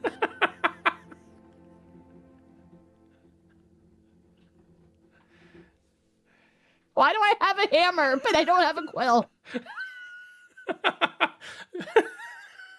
Go make friends at the bar. Do you have a quill? Do you have a quill I can borrow? I have a crowbar. You chisel into. You chisel into. I hate it here. Sign here, please. They don't have mirrors in this hotel room. Do they have a quill? I mean, you could go ask the front desk. They're a complimentary quill. Meanwhile, I am sitting in the tavern with ink and an ink pen. Well, I'm just imagining that Bjorn just goes into this luxury room that has like everything available, like everything I want. And even parchment. Parchment. I guess we'll go for slippers. Yeah, Bjorn's fully relaxed. He's just stretched out. It's like, oh, a quill. I don't know what I can use this for. Just starts chucking up at the ceiling like a limit. He's just looking at himself drawing dicks on paper. I've never seen mirrors on the ceiling before. No, it's like throwing the pencils up at like the chalk ceiling boards. Like you're just chucking like unlimited quills at the ceiling. On quill, a quill, a quill, Oh, a cigar, wait, quill. All right. Oh, as fuck. funny as that was, I do to? have my sketchbook, which means I do have a drawing or writing utensil that comes with it. So I do have something, because that would be really fucking embarrassing if I didn't. God. You lost the pen when we were on the train. No, I didn't. Stop it, Amanda. I've been through enough the last 5 minutes. At this point, Minaj is gonna be like, no. As she pulls out dagger, she starts sketching the wall with whatever she needs to write. At this point, I'm gonna get deranged enough. I will. He has a hammer. Oh fuck. Oh, You chisel it. oh, good God. All right. Okay, so what my plan was, all right, set the mirror up on the wall, dresser's deadbolt, door situation handled. She'll take off her body armor, and she will, I guess, strip off the underclothes just to like leave her undergarments on so she can read these tattoos, and she's going to use the back of the notebook to start transcribing the tattoo, like trying to translate what she can, or at least copy down the symbols into a format in the book. All right, give me an intelligence check, please. Oh, fuck. Stille, or, any person that was like, oh yeah, I can translate that for you, wants to make it readable, go for it. God damn it, my intelligence is ass. And you just wasted your natural 20 on moving a built-in piece of furniture. Moving a fucking bolted-in dresser to get a 6 for the part that does matter. That's it. It's a 6. All right. The dice the 6. And the dice take it. The 6 doesn't mean you can't translate it. It just the amount of time it's going to take you to understand it is much longer. Each word itself that you're seeing, yes, because of the power it's given you, you can understand the writing. But to go back, read things inverted while you're looking at the mirror, which I'm assuming you're doing, using the mirror to kind of look at things you're kind of reverse, and you're redoing it. You're kind of going through your mind is kind of not processing it correctly, and you're kind of going back. You're rereading certain words again. But it depends on how much time you want to dedicate to it. How many hours you want to dedicate to this? I got all day, baby. Okay. I am having me time. All right. Me time is figuring out what the fuck is tattooed on me. So I'll give you the first quarter. First off, you already know some of this. This is part of the spell that's meant to separate the power of the Eternal Guardian from someone who's been given it to it naturally. Theoretically, as far as so far what you can read from this, whether or not this is actually what's intending to do, is that this spell binding to you means that you either have the ability to strip that power, or you have the ability to absorb the power. But you can't make heads or tails. Me? Correct. Because you have the words on you. The words are the component. It allows you to either strip the power and give it to somebody else, strip the power and destroy it, or strip the power and absorb it. But you can't figure out which one it is. It's not all three. It's the words aren't there's maybe one word that can mean 3 different things, and you can't figure out which one it is. And going through it, it has been showed that this ability has been used twice by the Bahamut you know, or the Bahamut you've been told about. Armand. The spell itself, naturally, if the component is bound to somebody, it allows their own body to be the catalyst. I gotta figure out where I can stop with this. No, it's fine. Go ahead and give it all. It's fine. You do get cut off on a couple things. One is a sacrifice has to be made for the power to work. It does show that there has to be an even sacrifice, but you can't see where the scales are involved with this, what is weighted against what.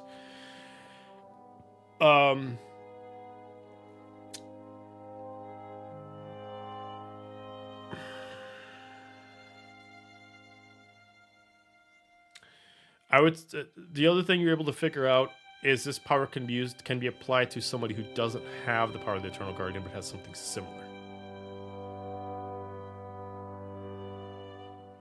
Like gods? I can't verify. I'm just kidding. I would never.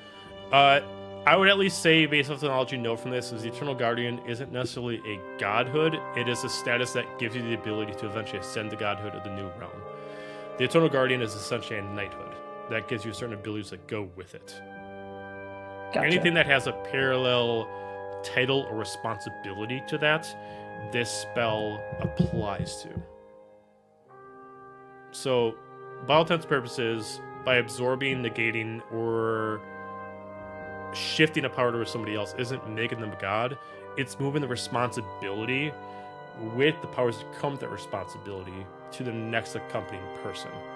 That being the responsibility of shepherding the chosen few to the new world and creating that new world, and then when that is done, becoming the god that dictates the rules for that new world.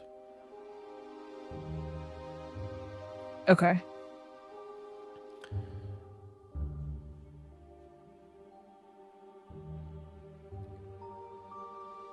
she'll spend probably plenty of time to figure this information out. And then once satisfied that, she'll just start sifting through the book that she stole from the academy to try to figure out what else she can find out about the Eternal Guardian and see if she can put pieces together. All right, I'll apply the That's same what she'll be doing. intelligence check to that.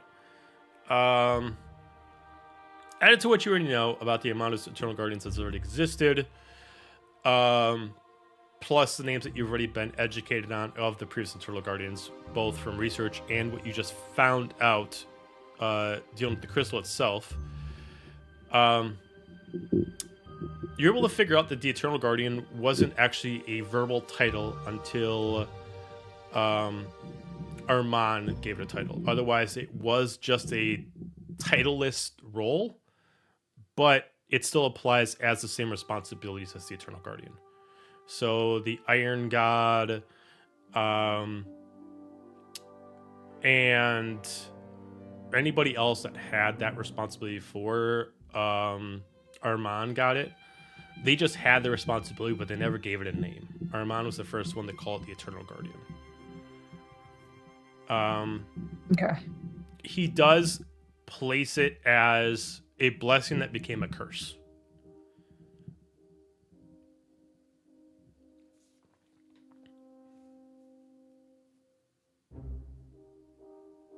Okay. Throughout the night before you eventually are, if you dedicate your whole time to this until you pass out, that's the amount of energy you have before you start falling asleep. Okay. I don't know if they'll be back before that point or not, so I will leave that up to them. Okay. They just leave me here with my 5 gold apiece rooms and my 5 gold mirror. I got everyone a room, and then no one comes back. Before we go on break, I want a perception check from you. From me? Yeah. I don't like that. Okay.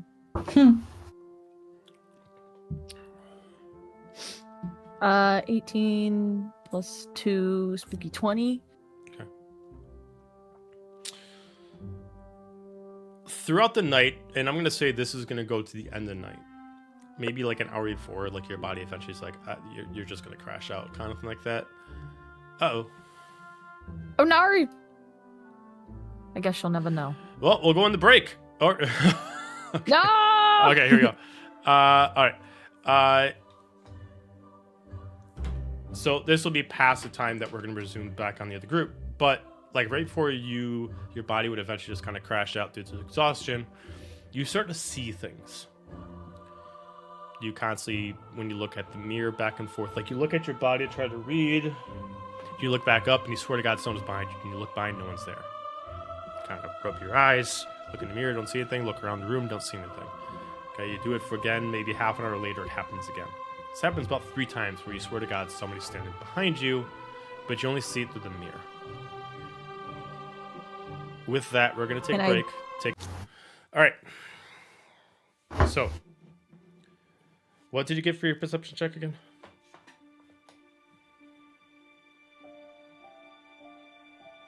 I don't remember. It was 10 minutes ago. 20, right?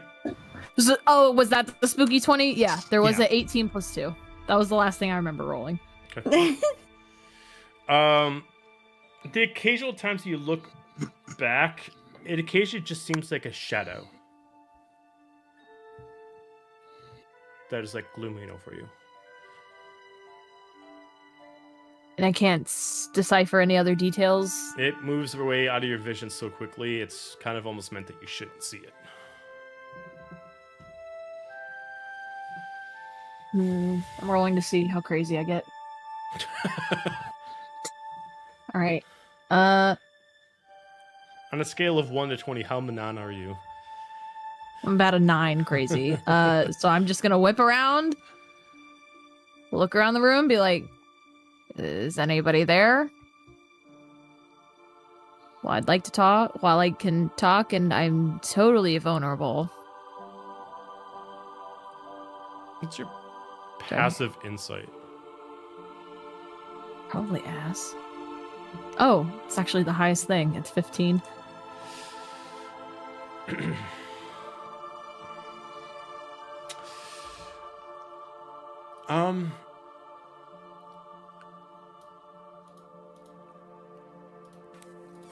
Okay.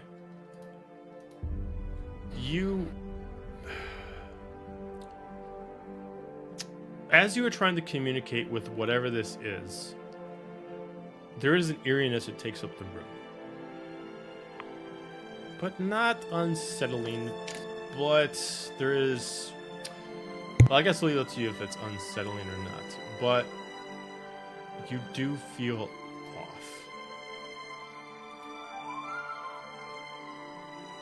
As you do not see the object there, but you feel its presence still around you. There's a familiarity to it. But the uncertainty of what it is what's setting you off. It does not necessarily seem like it's there to harm you, but at some extent to see what you're doing at all times.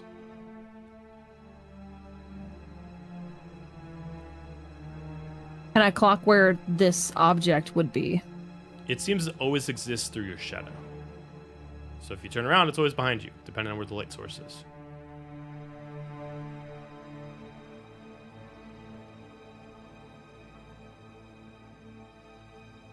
Cool, so we are gonna get crazy. How many candles are in here? I'm gonna I'm gonna light up all the candles. Try to How many make candles sure you that got? there are no shadows. Fuck. I have crowbar. I have crowbar. I say in the room there's just two. There's like, I'd say that there's one candelabra and then there's another candle between. There's another like oil candle between the beds. How many candles are on the candelabra? 5. I'm One in the center, pulling 4 on all the 5 right. candles. Cool. I'm taking all the candles. I'm putting them in each corner of the room. And with the oil candle, putting that in the center. I am lighting all of them. I do have a tinderbox. Thank you for asking. I'm going to light all of them. I also have a torch, so I'm going to light that, stick that, nestle that kind of in the candelabra. Put that in the center of the room. Fire alarm goes off. I am just preventing... only Manon can Owlbear says start only you. at tavern fire. Only Manon can fires. start tavern fires. Alright, so you start lighting up everything. I mean, that only makes the shadow a little bit more pronounced. You start to see that, like, now it does not hide when you look back at it, but it is an extension of your shadow. When you look back, it just looks like your shadow, but the occasional time when you look at the mirrors, it does have a different shape, but very slight. Whether it doesn't look like it's necessarily trying to look different from you, but you can definitely tell that your shadow's acting independently from you. I'm gonna pull out my sketchbook. I'm gonna start sketching it. Okay. All right. Okay. Just roll me a performance check.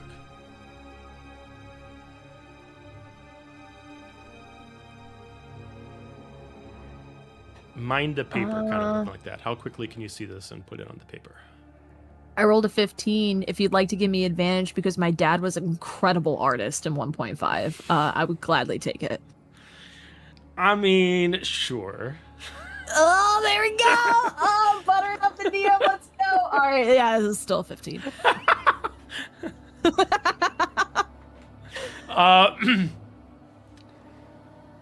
The image itself, no matter how many times you draw it, and using your own skills, wherever your skills equate for drawing, it keeps looking like you. But you swear to God this is something else.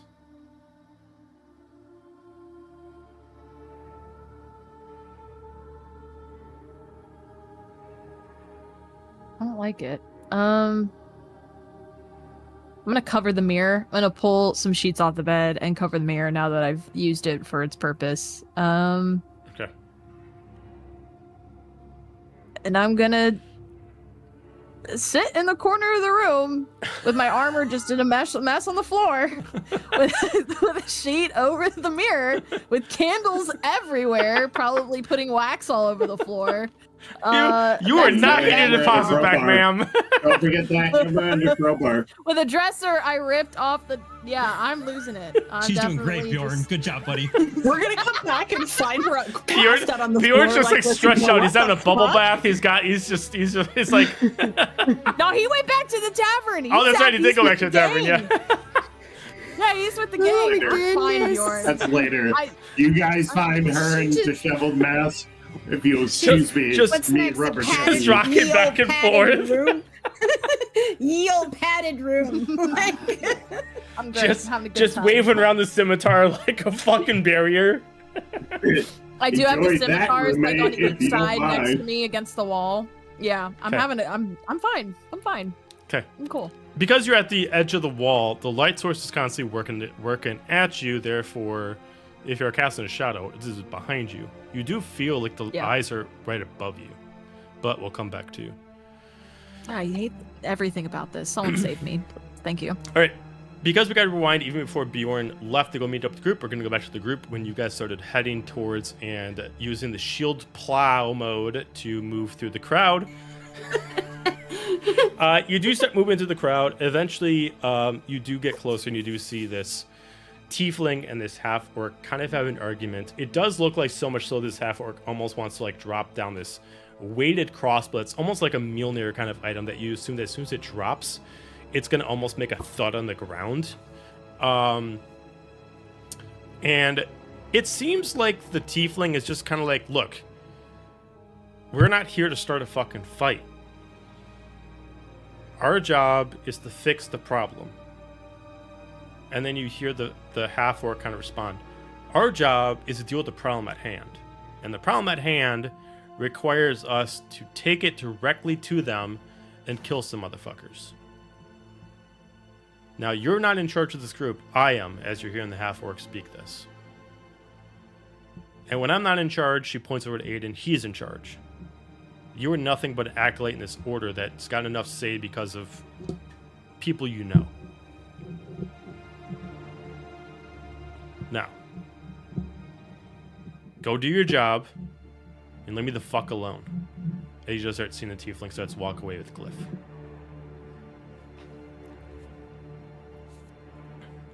As you guys barrel through at this point, you do get there when the half-orc is now like calmed down. She puts her crossbow like on this big, huge, like almost kind of like a magnetic locking, like backrest for it, since there's no kind of holster big enough for this thing. When it's on her back, like the actual blunt edge is actually like way up here, and the actual point is like down past her ass, making it impossible to sit in or maybe even ride a horse with this thing on. You see her turn around, then she starts to talk to Aiden. That's when you guys come in.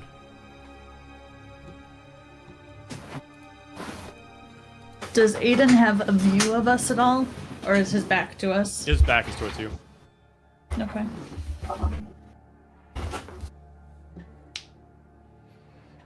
Is this a private party or can anybody join? She just looks at you with a little bit of an anger as he turns on, and he just kind of puts his hand on your shoulder. Oh, you made it. I was quite worried. He just really... No, come in. Drinks? We need drinks. You can already see Aiden's already had a little bit of much. His hair is just all messed up. He's like sliding on his cane a little bit.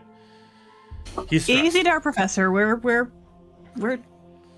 trying to figure out what's going on, but yes, we made it. We're alive. No thanks to whatever that was. How is everything at school? Well, we had to temporarily close it down. Unfortunately, due to the Roger threat, it took us some time to get some people out, and we unfortunately lost several young ones' lives as he just takes like a big swig back as he just kind of...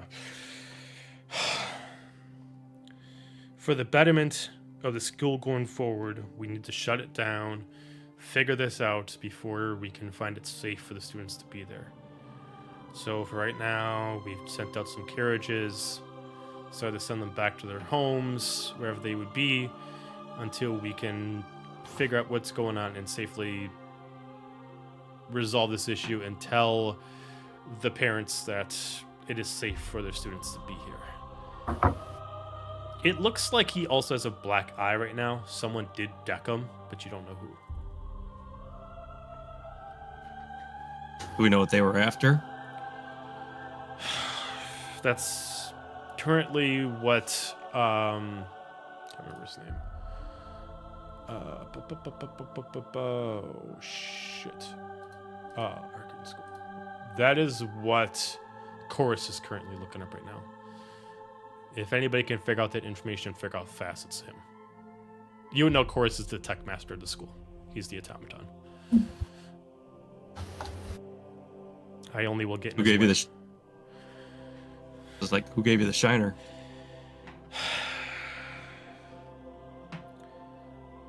Kind of like looks kind of a little bashful. But there are a couple parents that are here, and they were not quite fond of the. Well, it is my responsibility to take care of the children. He just kind of rubs it. My constitution is not as great as my sister's. So he just kind of rubs his eye a little bit. I'm gonna walk up to him and raise my hand and just ask, "May I?" It's right by his face. Sure. And he just kind of like leans his face in a little bit. And that's a boop. And he gets. Oh. You Uh, don't have to roll for it. He's at full health. It was just Okay. a physical wound. He's just, gonna say he gets 10 points of his eyeball back. Like, in a matter of 2 minutes, you start seeing, like, the darkness start to lighten up. You start to see the swollenness start to go down progressively. It doesn't happen in 1 second, but, like, in 2 minutes, it's progressing.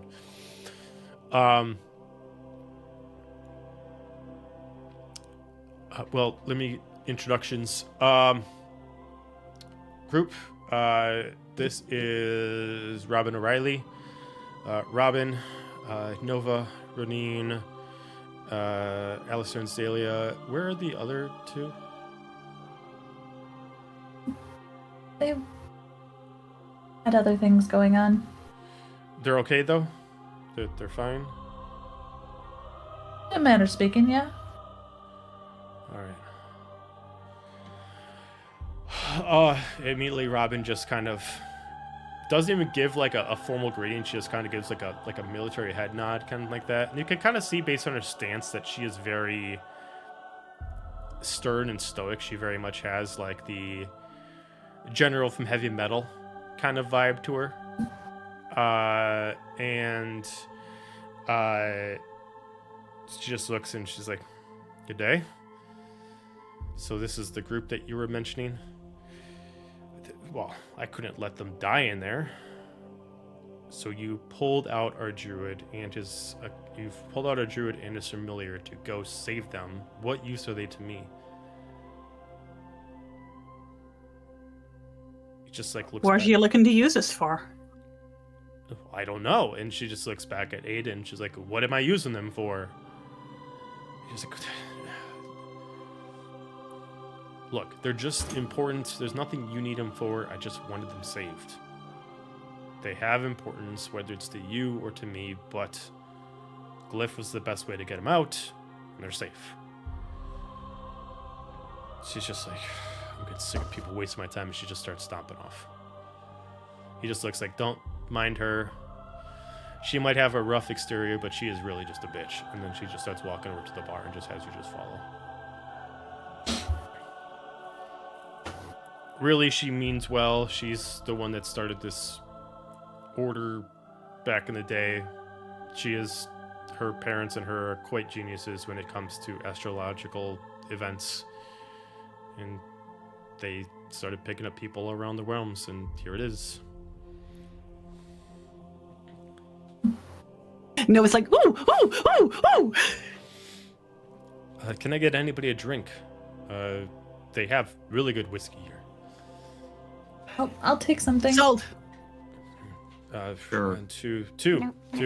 No, thank you. At this time, Bjorn, you would show up and you would get into this loud, very Irish country kind of style, kind of tavern.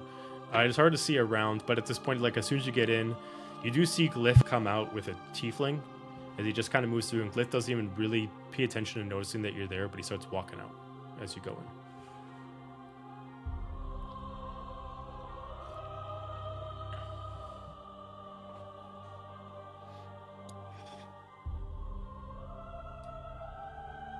I can't tell if I'm freezing. Okay, there we go. Okay.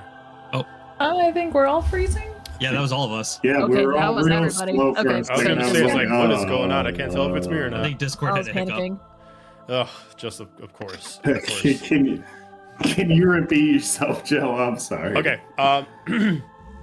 As you are coming in, Bjorn, at that almost exact same time, you do see a druid tiefling walking out with Glyph. Whether or not Glyph notices you and doesn't pay attention that you're there, or doesn't notice you, they walk past you heading out without acknowledging you as they walk out when you come in.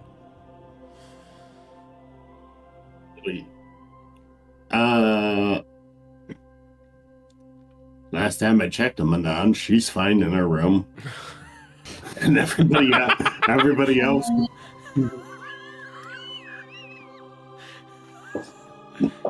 I got her to her room, guys, from there. And I know everybody's in here, but I really don't want to see anybody at the moment. Can I make a beeline towards the band? Sure. Yeah, you head over to the band. You do at the band right now. There is about like 6 people are there. It's a mixture of what looks like wood elves and half-orcs. With the exception of 2 of them, the group is all female-led, and they're doing like old country, Irish music, as you kind of hear right now. And it seems like they are maybe this staple group here. It doesn't look like maybe they're a hired group. Maybe they are members that also play music. But they are definitely catching a crowd. And there aren't too many places like this from where you're from. This is definitely kind of something that's more on this side of the Feywild. And it is definitely a vibe, whether it's a vibe that you like or not. But you do see like the energy of people with ale and whiskey kind of like jumping around the air, splashing around like it's the Texas Roadhouse with peanuts all over the place, and there's just liquor all over the ground. There's nothing about cleanliness here. It's just a mess. I would like to wait patiently for the band to have a moment to stop playing and then try and talk to them to see if I could sit in, because I'm digging the vibe. This wasn't what Bjorn wasn't meant to be in the Feywilds in this wonderful, happy environment, and now that he's here, he digs it. Okay, so you're trying to just see if you can just jump in? If I can jam with the band. All right, give me a performance check to try to see if you can just like move in without being kind of pushed out.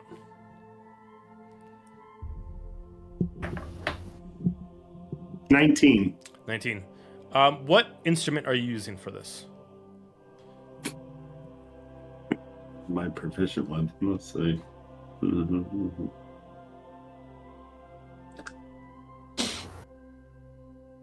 I'm going to use my lyre. My lute, excuse me. My lute. Okay. As you are playing,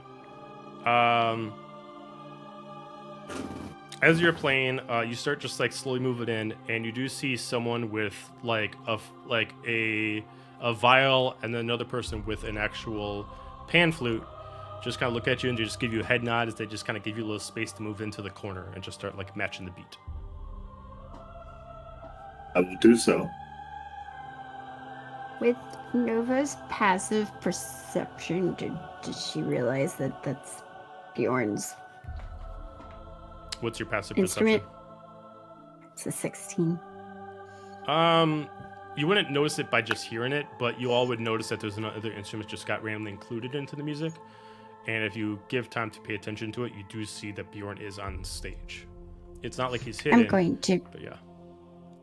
to turn and be like, "Oh, Bjorn's here." what? Where's? Can I look and see and be like, anybody see Manon? Not that I can see.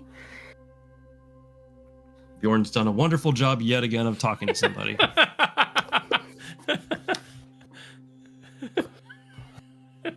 You can't Got hear her that to her music. room.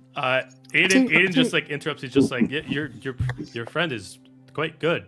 I mean, they allow some people to just enter in, but he's really melding well with the band. Should I go find Manon? No. I think you are probably more useful here talking to astrological I think lady. he probably wouldn't have left unless if she weren't settled at the inn. Okay. Yeah, but we also probably shouldn't be leaving ourselves alone. Right. Fair enough. Nova, go talk to the Star Lady. Isn't that something that they studied or something? Sure. She kind of is like really. Isn't that your thing? Yeah. Yes. But, okay. Look, here's the thing. You want knowledge? You want to write things down, right? Yes. There's your source. Okay. And I start walking over there to Where are you wherever going they to? were. To the lady who was talking about that she knows about that Aiden has said knows a lot about. Oh, you're going over to stars Robin and O'Reilly. everything. Okay. All right. Yep. Yeah, you do find her there. She's just kind of like leaning up against the wall, like one of the pillars by like a booth, and she's just drinking like a tall ale. Excuse me. Sorry to interrupt. I'm sorry, it's really loud in here. You're gonna have to speak up. Excuse me. Sorry to interrupt. Yeah. What's up? I heard that you know that you've studied the stars and such. That's how I was raised. My parents and their parents and before them. I just move my sleeve or my cloak a little bit and show I've come from the Starlit Vale.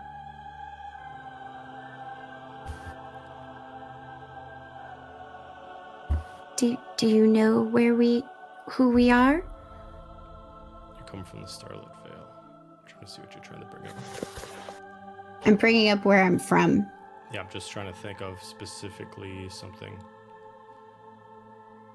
I mean, I know the Starlight Vale, and I know of the tribes within there. You're one of the elves from the Starlight Vale. I mean, rarely come this side. Yes. Well, I was tasked to go. If you've heard of the Nightwind tribe, I'm one of the 10 who left the Feywilds to see what happened and to study what the astrological change has happened in our sky. And I wanted to maybe compare notes. As like you're saying this, like as soon as you said like the word that you're part of that tribe, like she immediately goes from like a stern, like I don't give a fuck kind of face to like relaxing down and almost like at awe, kind of like that. She's just like, wait, I thought all of you died. That has been a long time. No, we are isolated. We're not gone. But you went through the far realm and no one's heard back from you. Well, yes. Well, and I like gesture to the band of people over there. Well, when I was sent to Avrant, and I met these people, and we have learned a lot over the period of time that I've been away, and I found out I was the only one who survived the Far Realm.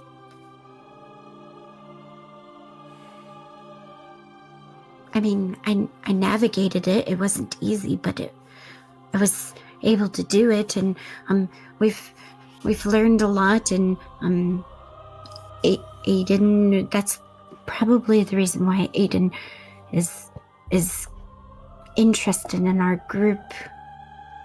But I wanted to see what you found. Like as soon as you do that, she immediately like grabs your hands and like holds them together. Could you do it again? Could you like navigate through like the far realm again? Well, yes, but not by choice. But But you could do it, right? I guess if push came to shove, yes. I don't. It depends, the pathways change lots, but I could try. It depends on where are you trying. Where are you trying to go? Well, she kind of like starts like almost like over speaking, and then she like holds herself back. She like relaxes herself, regains her poise. She tries to like take her emotions out of it. She just, we've been trying to get somewhere in the far realm, and it's become very difficult. It's, well, till now, almost impossible to chart. But she kind of like straightens up and like she kind of like re-straightens up her hair. She like repositions herself. I apologize. Got a little bit ahead of myself. I don't know you. You don't know me. Again, I'm Robin. I am the, I guess, original member, creator, facilitator of this order. Oh, I'm Nova. Pleasure to meet you. Well, we're always looking for new members that share our vision, Nova, and ones that contribute to understanding what's going to happen with the Ember skies before it's too late. Well, that's the thing. That's kind of the reason why I would like to see what hypotheses you guys have come up with, because a lot has happened in the last couple of days, and well, there's been some new pieces on the chessboard.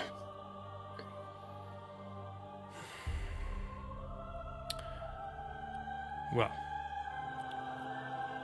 I must say I am interested to share information with you, but this is unfortunately not the time.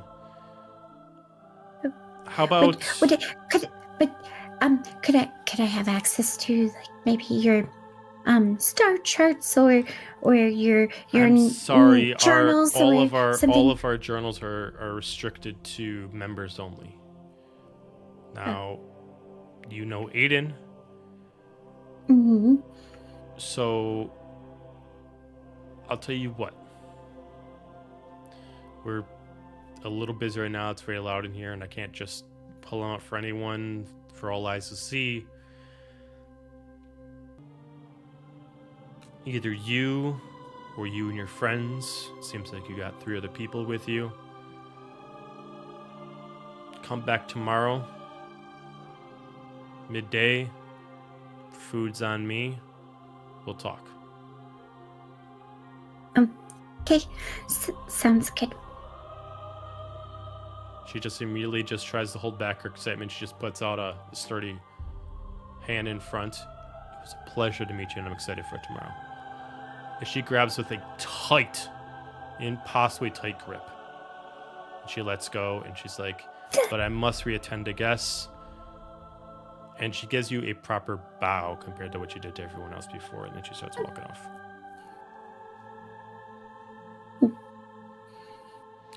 Thank you. Give me an insight check on her, please. Okay. Inside check. You could roll. That's that. Why did it roll twice? I'm sorry. 15. 15. What you can figure out from her is a few things. One, the way she acts is not for show. She is pretty much a hard shell. But there's a few things that do allow her to soften up a little bit. One is intelligence. Yes, she is strong, she's hardy, but she is one of the few that actually has strength along with genius. And you can assume based off hers is a kind of like a sort of a perfectly in the line with insanity. She falls right in the line of genius and insanity. In a certain sense that like maybe her, in a sense where her kind of her way to kind of calm herself down from her anxiety is working out, hence her hardiness. But you do assume that she's one of the few people of that kind of build that is secretly kind of like a book nerd of sorts. Okay. Realistically, assume that she's no different from you other than maybe a different upbringing. Okay. Kind of like what if she was what if you were raised in a more open community that was raised with strength in mind, not genius. So she had to kind of take her genius on her own, along with her parents. She backs out and she goes and does her own thing. Rest of the group oh, go ahead. I quickly move back to where the rest of the group is. Well, and I just look at the group and be like, we might have information, but it has to wait until tomorrow. But food will be on us, on them. So. What time tomorrow? What did you say to her? Well, she said midday. She found out what tribe I'm from, and, well, our tribe has a reputation to a point, if you know anything about the stars, and, she also found out that I was one of the 10. Oh, yes, one of the 10 that went to the far realm from the Feywild, and I'm the only survivor. None of the rest made it out? No. I'm sorry. No wonder you're nervous. Well, that was something I learned while I haven't had really time to, actually unpack it and, come to terms with it, but it's something that we remember when we got those letters and, we were having those visions. Well, that was one of the, knowledge points that I learned at that period of time. Yes. Do you think they're just lost? Can you bring them back? I don't know. Like I've said before, the Far Realm has many, many different creatures in it, and it's very dangerous, and depending on how you navigate it, and depending on what you do, you can get turned around really fast, and it can also make you go insane, along with you could also die from a creature. So, yeah. You all willingly went exploring in this realm. Well, it was a pathway. It was how we got to the other realms. Like how I got to Avrant and ended up meeting all of you. All of us were tasked to go to a certain realm. The way you get there is through the Fire Realm, unless you have some other kind of magical transportation ways. I think you need one of these too. Excuse me? I'm gonna look down the barkeep and whatever drink was put in front of me, put in front of Nova. Okay, you just get a whiskey put in front of you. I pick it up and smell it, and then I'm like, I drink it, a couple sips of it first. Okay. I'll do the same and probably start dying and coughing. Alistair just literally looks at Nova and is like, well, Sorry you lost 9 of your fellow tribesmen. Our mom exploded and our dad just got absorbed by our worst enemy, so... And he just shoots it, Cheers. throws Down his half glass, my and is drink. like... Throws his glass, like, I'm gonna go check on Manon. And turns and starts walking out. Okay. Okay. I'm now kind of laying on the table with my drink, just looking straight ahead. Is she okay? Do we know if she can hold her her liquor or her I look at beverages? Azalea, I grab her hand and I say, come on, we're going to dance. I down it. All right. And I pull her out. Gonna go well. We're by the band to dance. All right. You do see Bjorn up there. Now it's an 8-person band. And yeah, I mean, it's the same music you're hearing right now. It's the beats going on and everyone's kind of shifting around. The current music right now is constantly doing, shifting from partner to partner. But yeah, the party's going on pretty great. Nova, is there anything you want to do while this is going on? I'm just going to sit at the bar and I'll turn around and just kind of watch or stand there watching them and drinking my glass of whiskey. Okay. Or, yeah, glass shot, whatever it is. It's a glass, yeah. All right, we're going to go to Alistair. At this point, for everyone, we are almost caught up with Manon's time where we left off.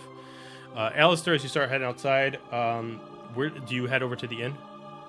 Yeah, I'll head towards the end. Okay. On your way to the inn, you do see Glyph and you do see a tiefling there. They're kind of like just hanging out. Looks like they're chatting. You can't understand what Glyph is. You can't understand anything coming at Glyph, but you do hear the tiefling talking. But they don't really notice you as you pass by. Do I catch anything that they're saying as I pass? I mean, you would hear the tiefling be like, "We could stay. We could go. I mean, our allegiance is with the order, but..." And then you see him pause, like he's listening to Glyph say something. Okay, well, do you want to stay or do you want to go? And that's pretty much what you get by the time you pass. All right, I'm gonna keep going. I'm on a mission and semi-buzzed. Okay, all right, you make your way over into the inn. You do see the bartender there as the person in charge of actually giving out keys and any payments. I'm gonna walk up and be like, "Hey, I'm looking for another tiefling, kind of broody, angry, usually disgruntled sounding. 2 scimitars." Purple? Yeah. Aha, yes. She got 2 keys. 101 and 103. Did she go up there? He actually just points over there. It's on the same floor. It's like, last time I saw, she went into 103. Okay. She doesn't come out. I mean, I haven't been watching, but I have not seen her leave the building. Okay. All right, well, thank you. And I'll head over to 103. Okay. Door is currently closed. You hear ice coming down a weird machine on the other side. Just listen real close. I hear like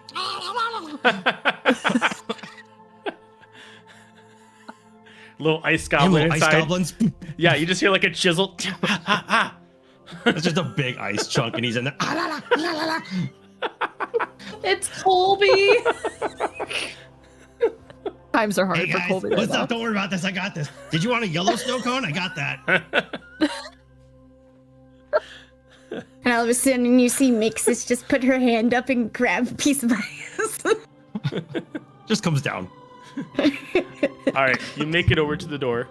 You knock on it. Yeah. All right. Yeah. We'll go to present kinda time with boom, Manon. boom. You do hear the knock on the door. I'll get up. I'll walk to the door, but I don't move anything yet. And I say, "Who is it?" Hey, it's Alistair. I'll try the Why? handle. Why? Like, All right. Yeah, I mean, the handle's stuck. She clearly locked the door, so the handle's not moving. what do you mean? Why? You want to let me in? Who's with you? It's just me. You're alone? Apparently, Bjorn can't be bothered to stick around you.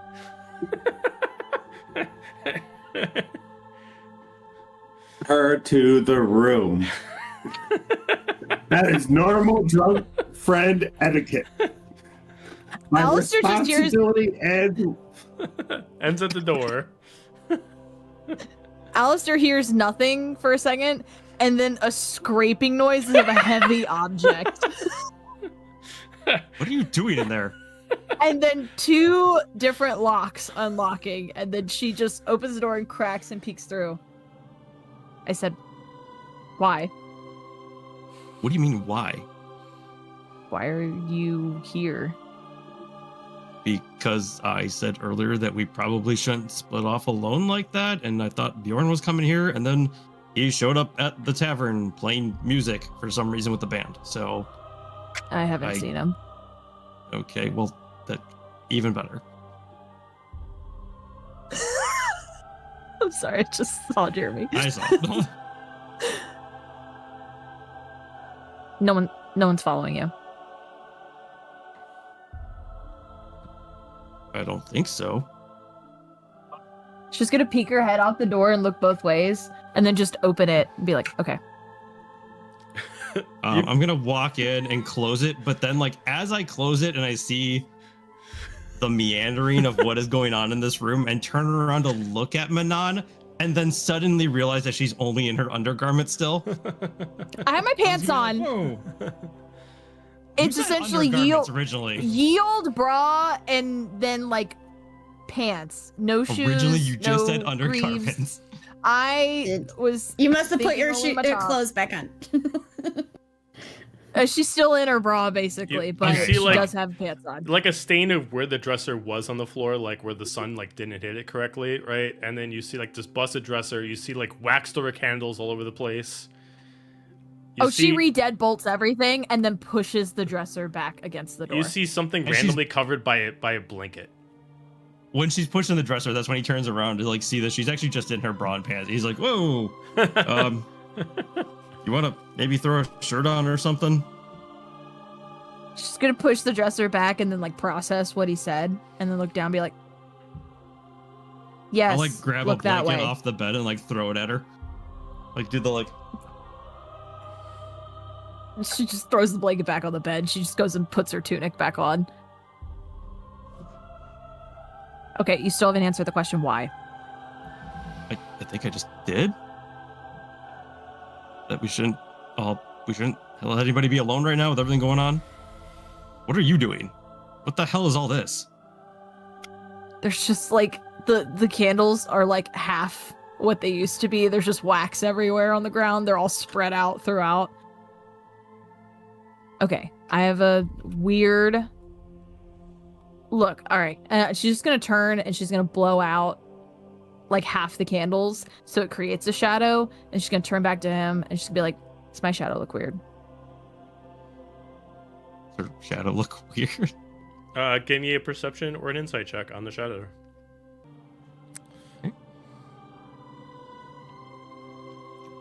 We'll go with perception. That's a 24. I mean, the shadow matches her body. You see horns, you see a tail. The figure seems pretty close. I mean, the shadow looks like it's her. Rockin' figure, by the way. It's okay. He's just like, I mean, it looks like you. I don't know what you're talking about. Okay, maybe in 5 minutes it'll do something. I'm just gonna explain. I came here to try to decipher the tattoo, figure out exactly what exactly it said. I wrote it down in that book over there. Also ran through that book and just made sure everything about the Eternal Guardian. Didn't really say anything about Malik, but haven't super searched it yet. But I swear that there's something going on with my shadow right now.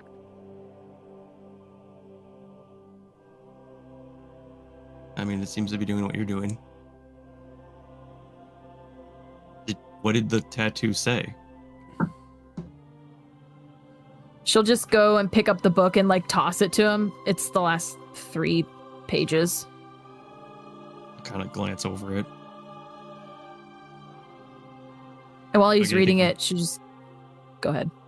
I was say, do I get anything from just kind of reading it quickly? I mean, you get what she knows, what she figured out. Yep.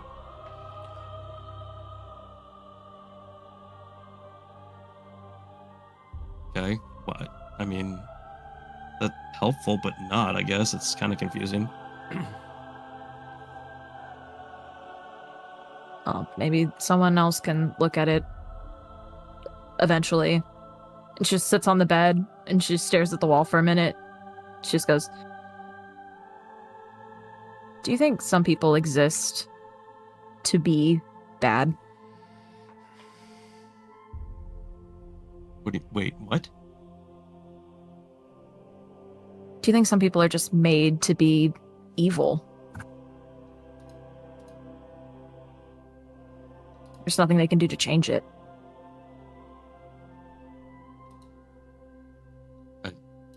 I don't think so. I mean, I remember there was this one story our dad used to read us as a kid, if this will help, and he kind of like sits down like next to her. He's like, there was this like little fuzzy green thing from space named Stotch, and he was just really bad, and he was really bad, and he met this little human girl, and by the end of the story, he turns around and he's not as bad anymore, and in a way finds like a family thing with like dynamic with this little girl and her family. So I mean, I don't think anybody's inherently good or evil or doesn't have a. I guess it's just a way of saying that destiny. There's no such thing as destiny, or things are locked. I think your decisions, what you do, that's what matters in the end, and what makes you you. What if you're cursed to be that way? I mean, you're a reader, you said. How many stories end with a curse that isn't broken or doesn't change by the end and all that?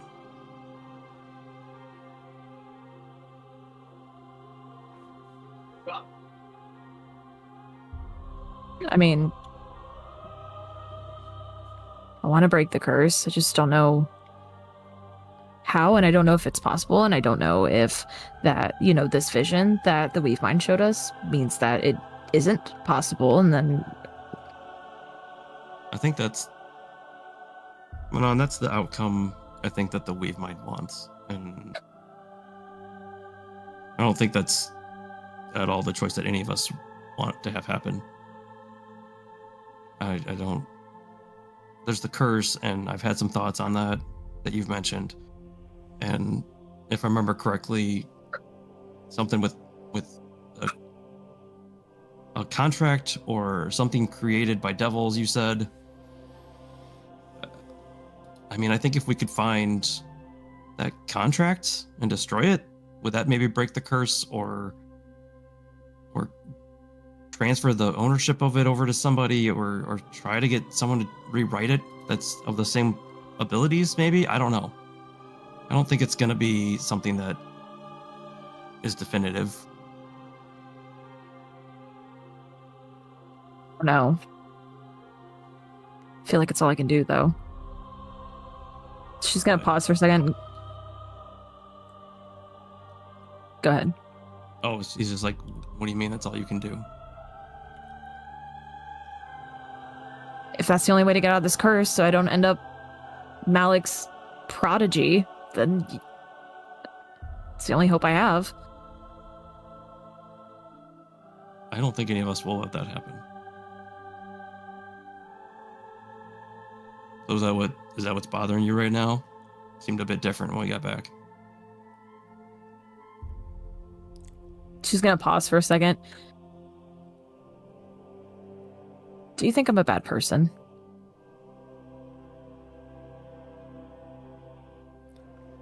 I mean, I think you're a pain in the ass, but a bad person?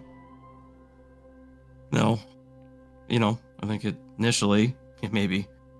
But overall, Honestly, I think that you're a caring person. I just don't think you like to show it. I don't want to be a bad person.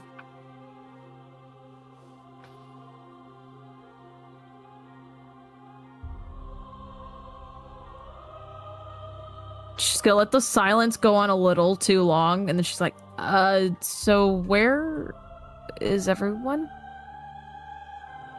Well, when I left,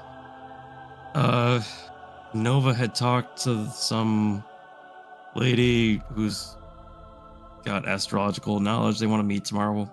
I guess we get lunch. Azalea was drinking, which is probably a terrible idea. And Ronin was with them, which is probably also a terrible idea since they're drinking, but I'm sure they're fine.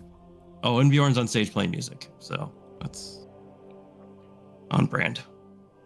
She's gonna stand up and be like, so you guys went to get information and everyone's partying right now? Well, I mean, they all are.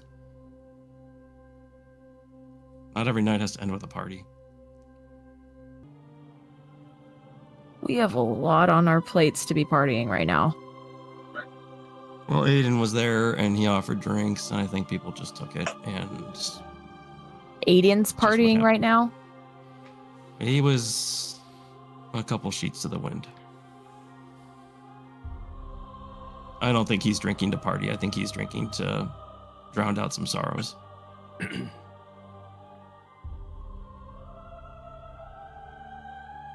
She'll just get up and start putting armor back on. So are we going to break up this party or are we going to join it? Honestly, they'll come back. I think a little bit of just downtime is probably not a terrible idea right now. It's late.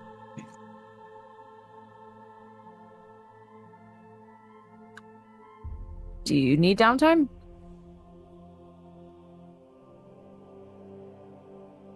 A minute to try to shut my head up?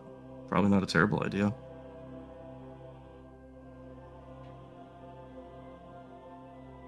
She just fishes out the extra key. I mean, there's another room. I got a second room. I don't know if you're talking about that or... Just hands him the key. Or are you talking about like a bar or something? No, I'm just saying. Just away from the noise, and you don't have to leave, and I don't really need to necessarily go. Wouldn't mind at least a little company, I guess. Sure, if you don't mind the creepy atmosphere. And she just like looks around and finally processes how fucking weird this looks for everyone who's joining in, who's walking into it's this. It's a little weird, yeah. Well, just don't let your shadow murder me or something, I guess. She just gestures to the second spare bed. Because she's standing right now. I don't know. She gestures to a bed of the two. I have a book. Her face is flushed right now. He's just like, trying to say you want to read it together? What are you offering here? This is weird. I don't know what you do for downtime. I like to read sometimes or sketch or apparently look like a psychopath. Well, I mean, that's every day, but This he'll is smirk on a every little bit day. at her. Well, all right. I mean, I got some stuff, and he's gonna like reach into his like pack and dig like deep down into it. And he's gonna pull out like a weird book that's leather bound and has like a real kind of like a interesting like intricate symbol on the front that has like a double M in it. What's that? Oh, it's dumb. It's a book I used to read as a kid a lot. Called Mighty Man.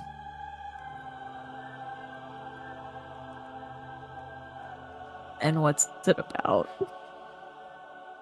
About just this guy that just has like powers that are He's super strong, and he can shoot disintegration rays from his eyes. Cone of cold from his mouth. He can leap small castles with a single bound.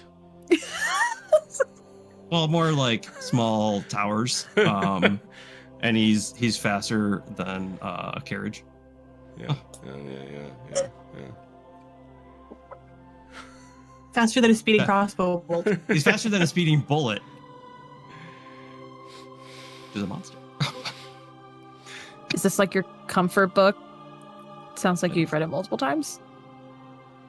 Yeah, no matter how hard things get, he's always optimistic and hopeful, and he's got these incredible abilities, and yet at the end of the day, he's still more human than anybody without him. You've never read it?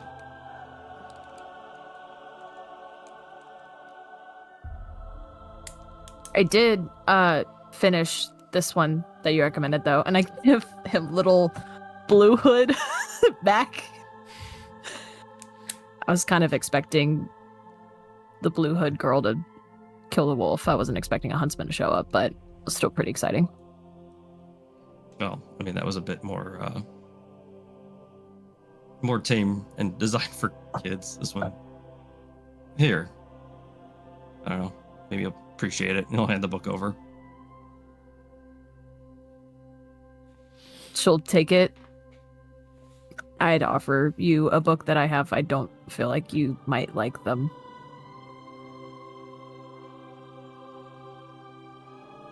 Well, what are they?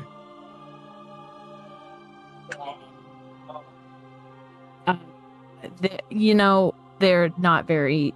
They are adventure-y, but there's a lot of romance stuff in them. I mean, I guess I gave it a try. I never really tried those before, but never hurts to read something new, I guess. Manon's gonna be fucking beat red, and she's 50 Shades of Purple again. Callback. And pull out oh god, I have to think of something off the top of my head. Eye of the Beholder or something, wasn't that the original one? No! A council of poppies and leaves. Yeah, I thought we were going in that direction. Yeah, I was like, what? How do I do this? Hands it over to him. And it's like, if you want to give it a try, it's kind of a slow start, but it gets pretty good by the end. Yeah, I'll give it a shot. Cool. I'm gonna go read over here, and she sits on the other bed.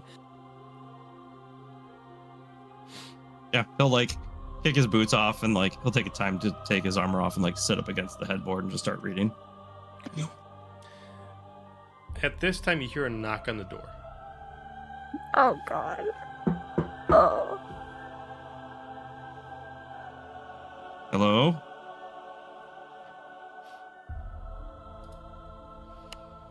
Well, that's not good. He's changing the music. That's not good. I know, it's not good. Joe, you said no combat. We've been good. This is how the episode ends. Yeah. And the battalion of aberrant soldiers showed up. Did they know you were coming back? Is it them? I mean, they knew I was heading back to find you. I'm gonna pick up my shield and my scythe.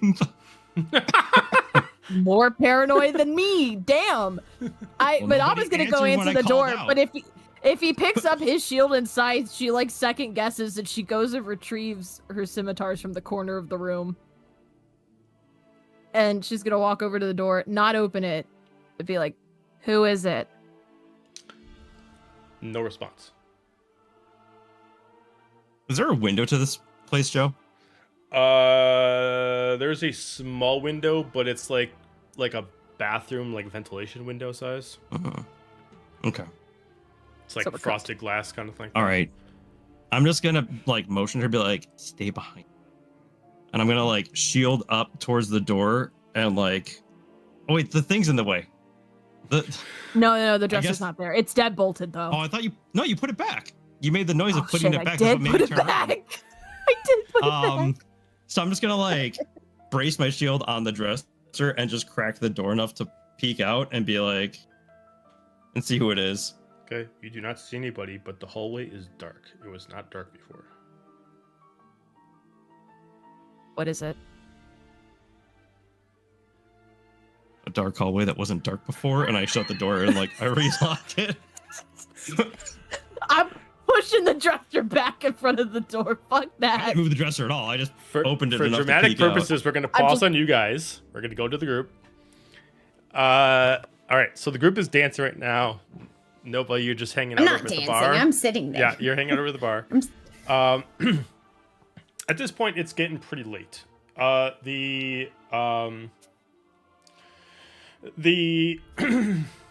last call is given out, and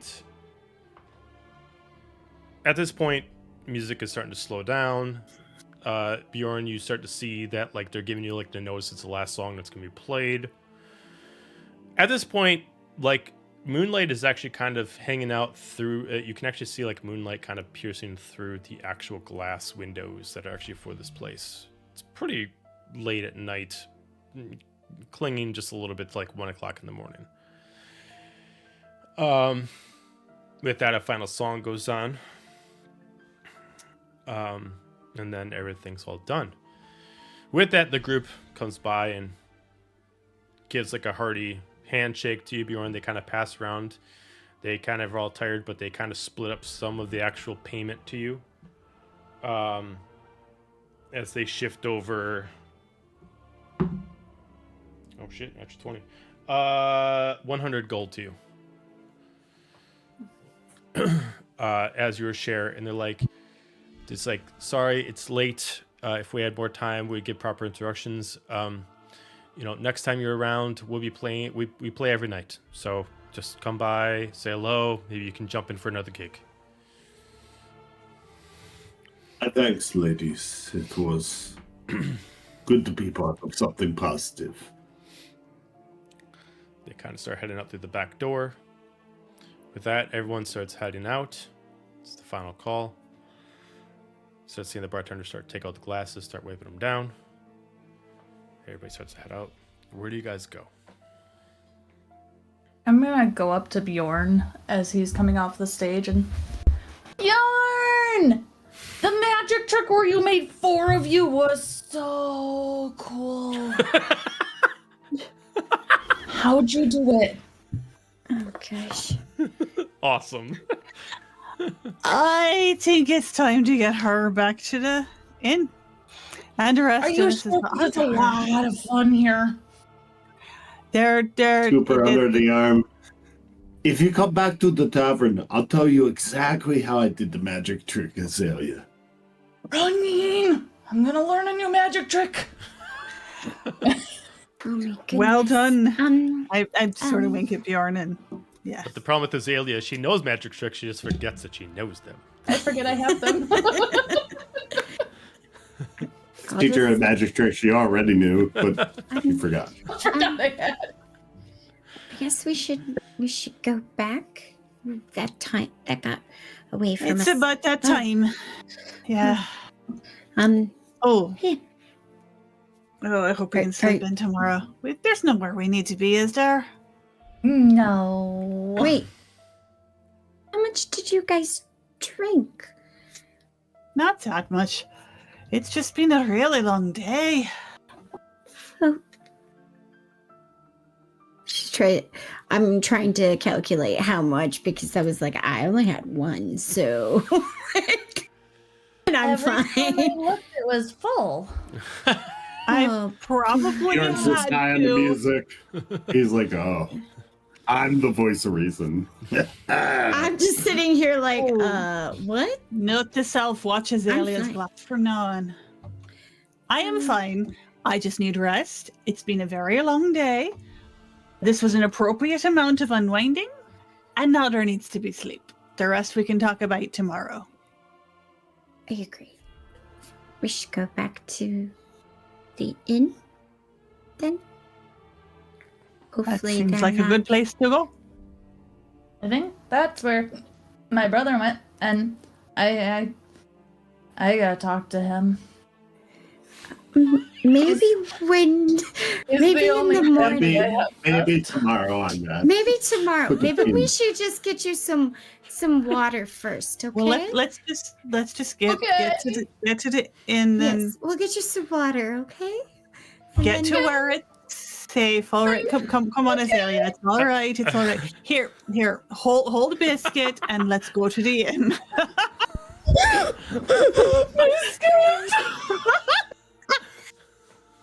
Luna's so confused right now.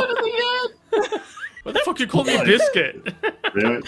Whoa. Mom, Whoa. are you okay? Blink twice if you're okay. You All make right, a good biscuit. all right, so you guys start stumbling your way over to the inn. I mean, they're stumbling. Yeah. You I'm get sure over there. Nova's fine. Azalea's stumbling. I I'm think she's the only sobbing. one stumbling. With the changes shift, you now see the female up in front, the halfling that's up there with the tied up bow. As she just like looks at, good evening. Late night rooms. I think I believe our friend already would be under the name. What is she given her name?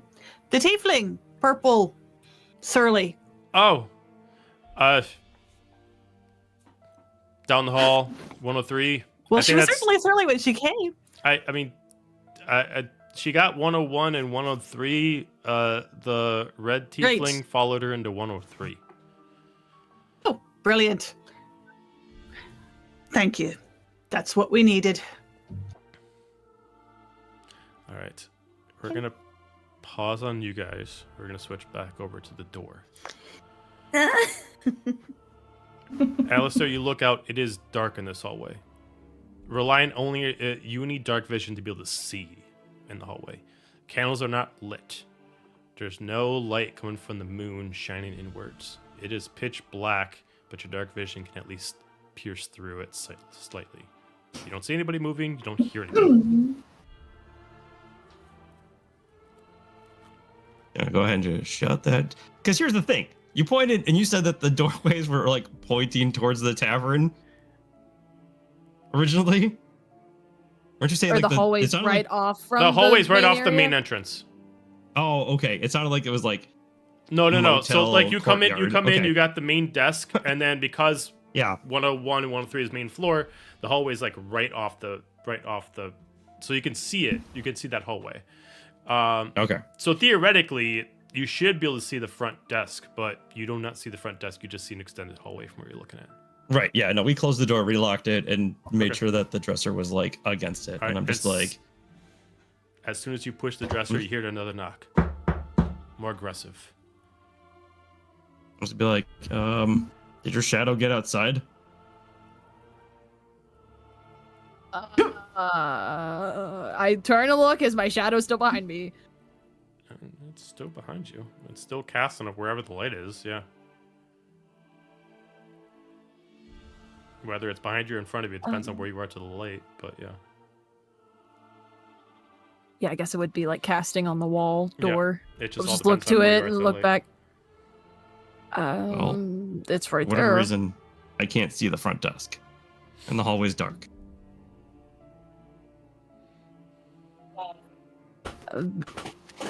I don't know what to do. Start to look a little panicked.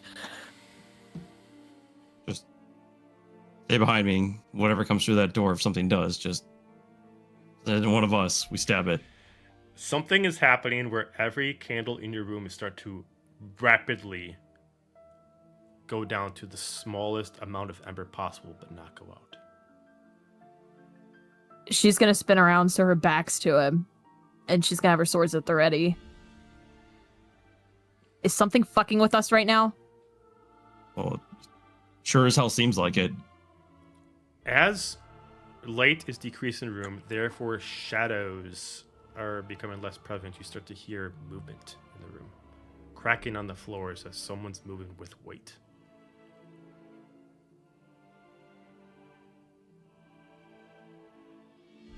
Do you have a cleric spell for anything against evil? Yeah. Hang on. Gotta wait for the cat butt to get on my way. Move, buddy. Cats, man. Buddy, this is serious. All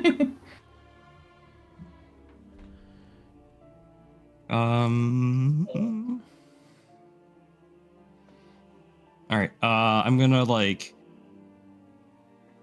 I can upcast. No. I'm gonna reach back and cast protection from evil and good on Manon.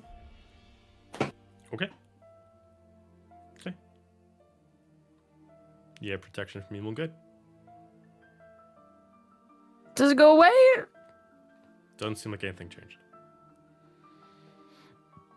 I was hoping you'd have something that would, like, get us out of here. Hear another knock on the door.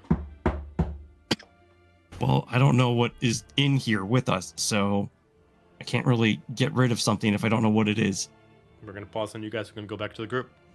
You guys see the hallway with 101, 103, and an ice machine where you just hear someone start picking some ice. Oh, is that going to be going on all night? Ugh. Probably. I open up the ice machine, shut it, and slam it shut again. Look, I'm just trying to make a living here, all right? Jesus, lady. I feel like the goblin inside is like so dumbfounded someone opened the door. It's like, There's an outside world. He's I've been cursed for 30 years. you made a mistake. It's like, I'm free! Just open the door. Toby is free. That's right. Oh my god. Tiny little goblin. All right. The gnome lady's like, who let the fucking goblin out of there? God damn it. I'm gonna catch another one. We hit a princess. Find the Code sleep. blue. We have a code blue. Got 2319. All right. But yeah, you do see 101 and 103. The hallway is lightly illuminated. Not so much that it's bright, but there's enough that does not require dark vision. There are small oil lamps hanging on the ceiling about 10 feet from each other. Basically, starting the hallway, it's onto the right of each door going down. Is there light coming from under one of the two doors? There Rather is a than the other? small amount. There's a very, very small amount of light coming out of 103, but you don't see any light coming out of 101. All right, well, I'll knock up 103. Okay. Manon? You guys don't hear the knock. You guys. Did she get the only keys? I mean, I think she's the only one with the keys. Manon! Bang, bang, bang. You just see a key slide underneath the door that says 101 on it. That Oh, I left that on the bed. That's so spooky.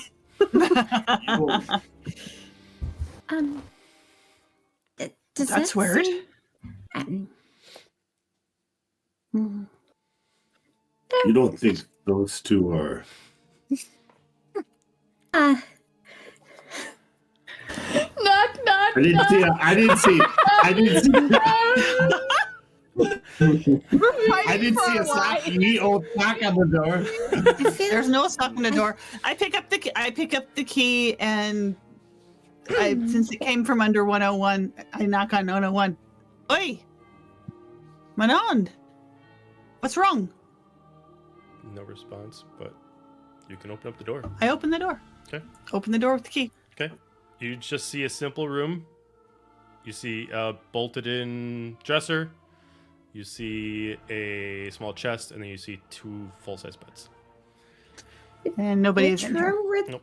Which room were they in? They're in 103, but no Oh, one okay. responded in 103, and they did not hear Ronin say anything, but the key was slid out that gave an access to 101. Well, maybe they're. I mean, did they not want us to disturb them in there? I feel that's slightly out of character, but maybe not. I don't. Yeah, Azalea's just sitting on the floor. Can I- holding Biscuit, crying right now. Can I do an insight check on the door just to see if I sense anything weird? Like, I don't know. Or maybe an arcana just to sense if there's any magic or something going on. Because, Again, on 103? yeah, Sure, give me an arcana check. I'm going to not know anything, right? This is 17.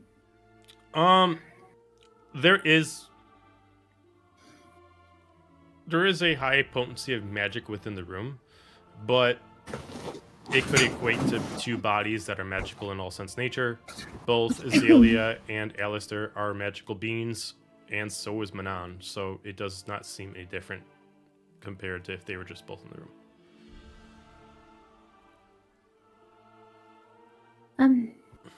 Well, I don't. Do we just let them be and see them in the morning? I guess. It's late, if they decide to spend their evening maybe not with the most restful activities, who are we to judge? But For all we know, do they're have a already meeting asleep. tomorrow.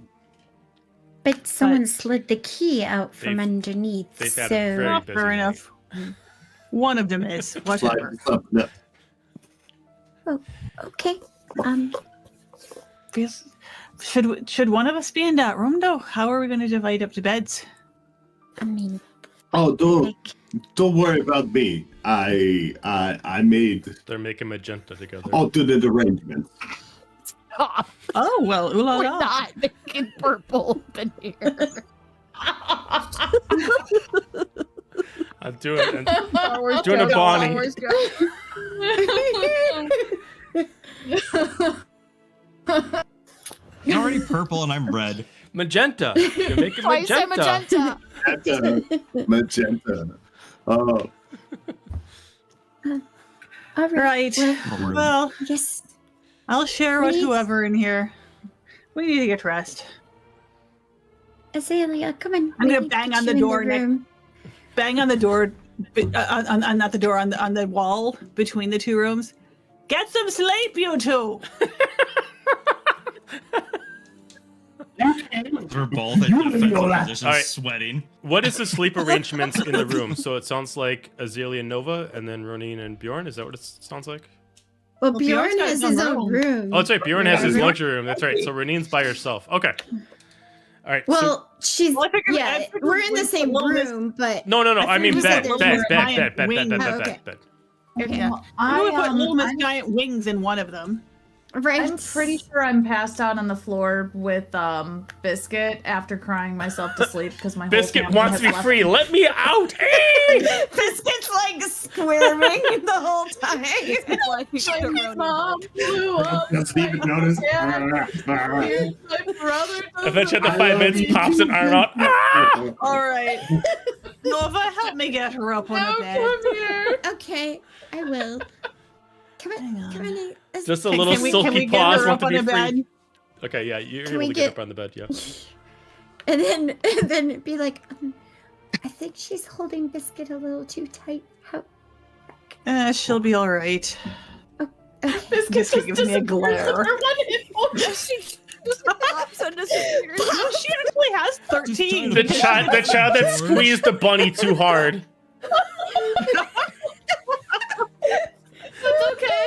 Yeah, Have he has seconds. 13. I'm not Actually I has would have loved them and 13. squeezed them and loved them forever. And Squish them temporary. and squeeze them. Yeah, she gets 10 temporary because of the necklace, so she's actually fine. Okay. Okay. Okay. All She's right. got 12, excuse me. She All right. only lost one. So Azalea's on the bed. Who's on the other bed then?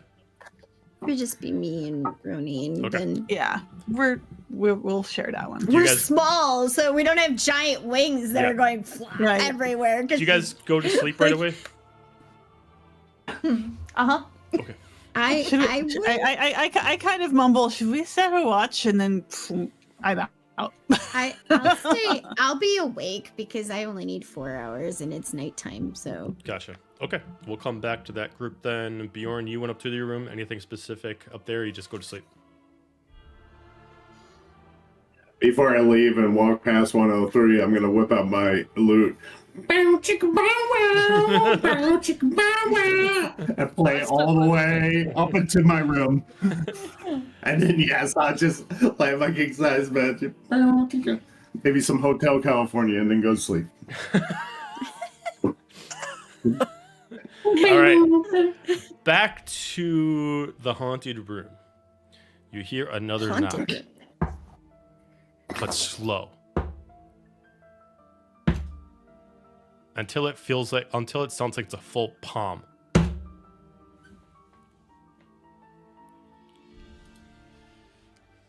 Do any of your fantasy stories have a way out of this one?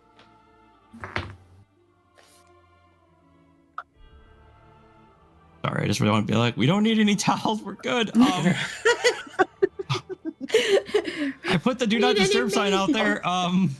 We do not need our pillows fluffed. Housekeeping. Doing that all by ourselves. Thank you. He'll just be like, none that end well. That's assuring. Yeah, well, I've really found myself in this position. Now, individual candles starts being snuffed out, one at a time, every about 10 seconds.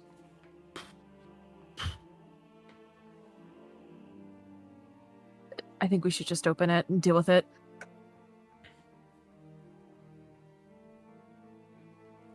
I think it's already in here, whatever it is.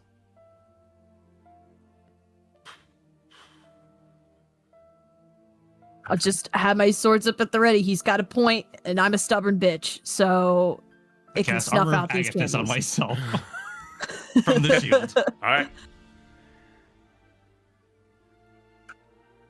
You're pounding on the door again. Flat palms. Now it sounds heavier, stronger, more weight put into it. Well, maybe if you tell us who you are, we could open it. Goes silent. Another candle snuffs out. A few seconds, another one. Leaving one last candle that's flickering with the slightest amount of ember to keep itself alive. As it does, you hear a footprint move around. It's heavy, but it's trying to be quiet. The wood beneath the feet of it is creaking, which is what's making the noise. But it's back up until I'm literally pressed against Alistair like this. I'm like, oh fuck. Okay. She's freaking out. As you hear this at the same time, pound on the door again as you hear it moving. At the same time in stereo. Moving while the door is being smacked.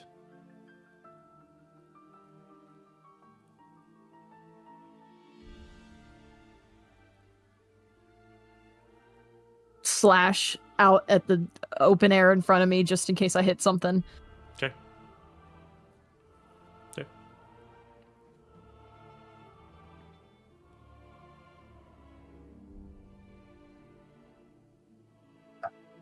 I'm out of ideas. Last ember goes out. You guys are relying on your dark vision to see in the room. Wait. I have magical dark vision. Does that help? No. Fuck. It's worth a try. Worth a shot. Worth a shot. The sense that you have had since you separated from the group, Manon, is still there. The sense that you were constantly being watched. Before it seemed like someone was watching you, and it didn't seem, other than the fact that you don't know who the person is, why they're doing it is, it does not seem harmful. Now it does. But you can't tell if it means that they're trying to harm you or trying to stop you from doing something. Something is happening and this person's trying to you can't tell what their objective is. You can't tell if they're trying to harm you, if they're trying to harm Alistair, if they're trying to harm you both, or if they're just there to be an observer.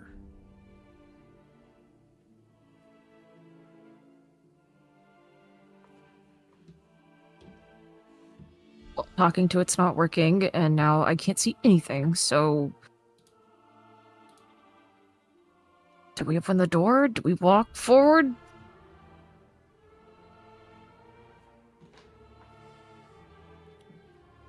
Almost like a change in weather patterns, the walls start to creak.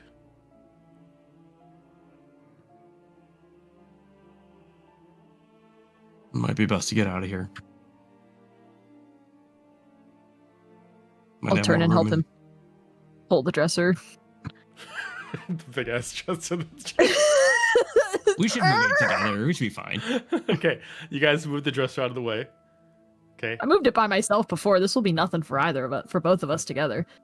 Okay. Yeah, I grab like the straps of my armor and like sling it over my shoulder, and like let's go. Okay. So you unlock the door. Do you open? Are up you the door? wearing armor? No, I took it off. Remember? I took mine off too. Fuck. We're Yeah. cooked. We're cooked. We're so cooked. That's all right. All right. Do you unlock the door and open it up? Yep. Okay. Yep. All right. Any marching order? I'll go front. Okay. All right. Maybe I should go front. I got the shield. Yeah, well, I can take a hit, and you can bring me So back can up. I. Okay, well, I can take a hit better than you. Just fucking let's go. I'm gonna start walking. Okay. As you go through the threshold of the door, I need a dexterity saving throw from both of you.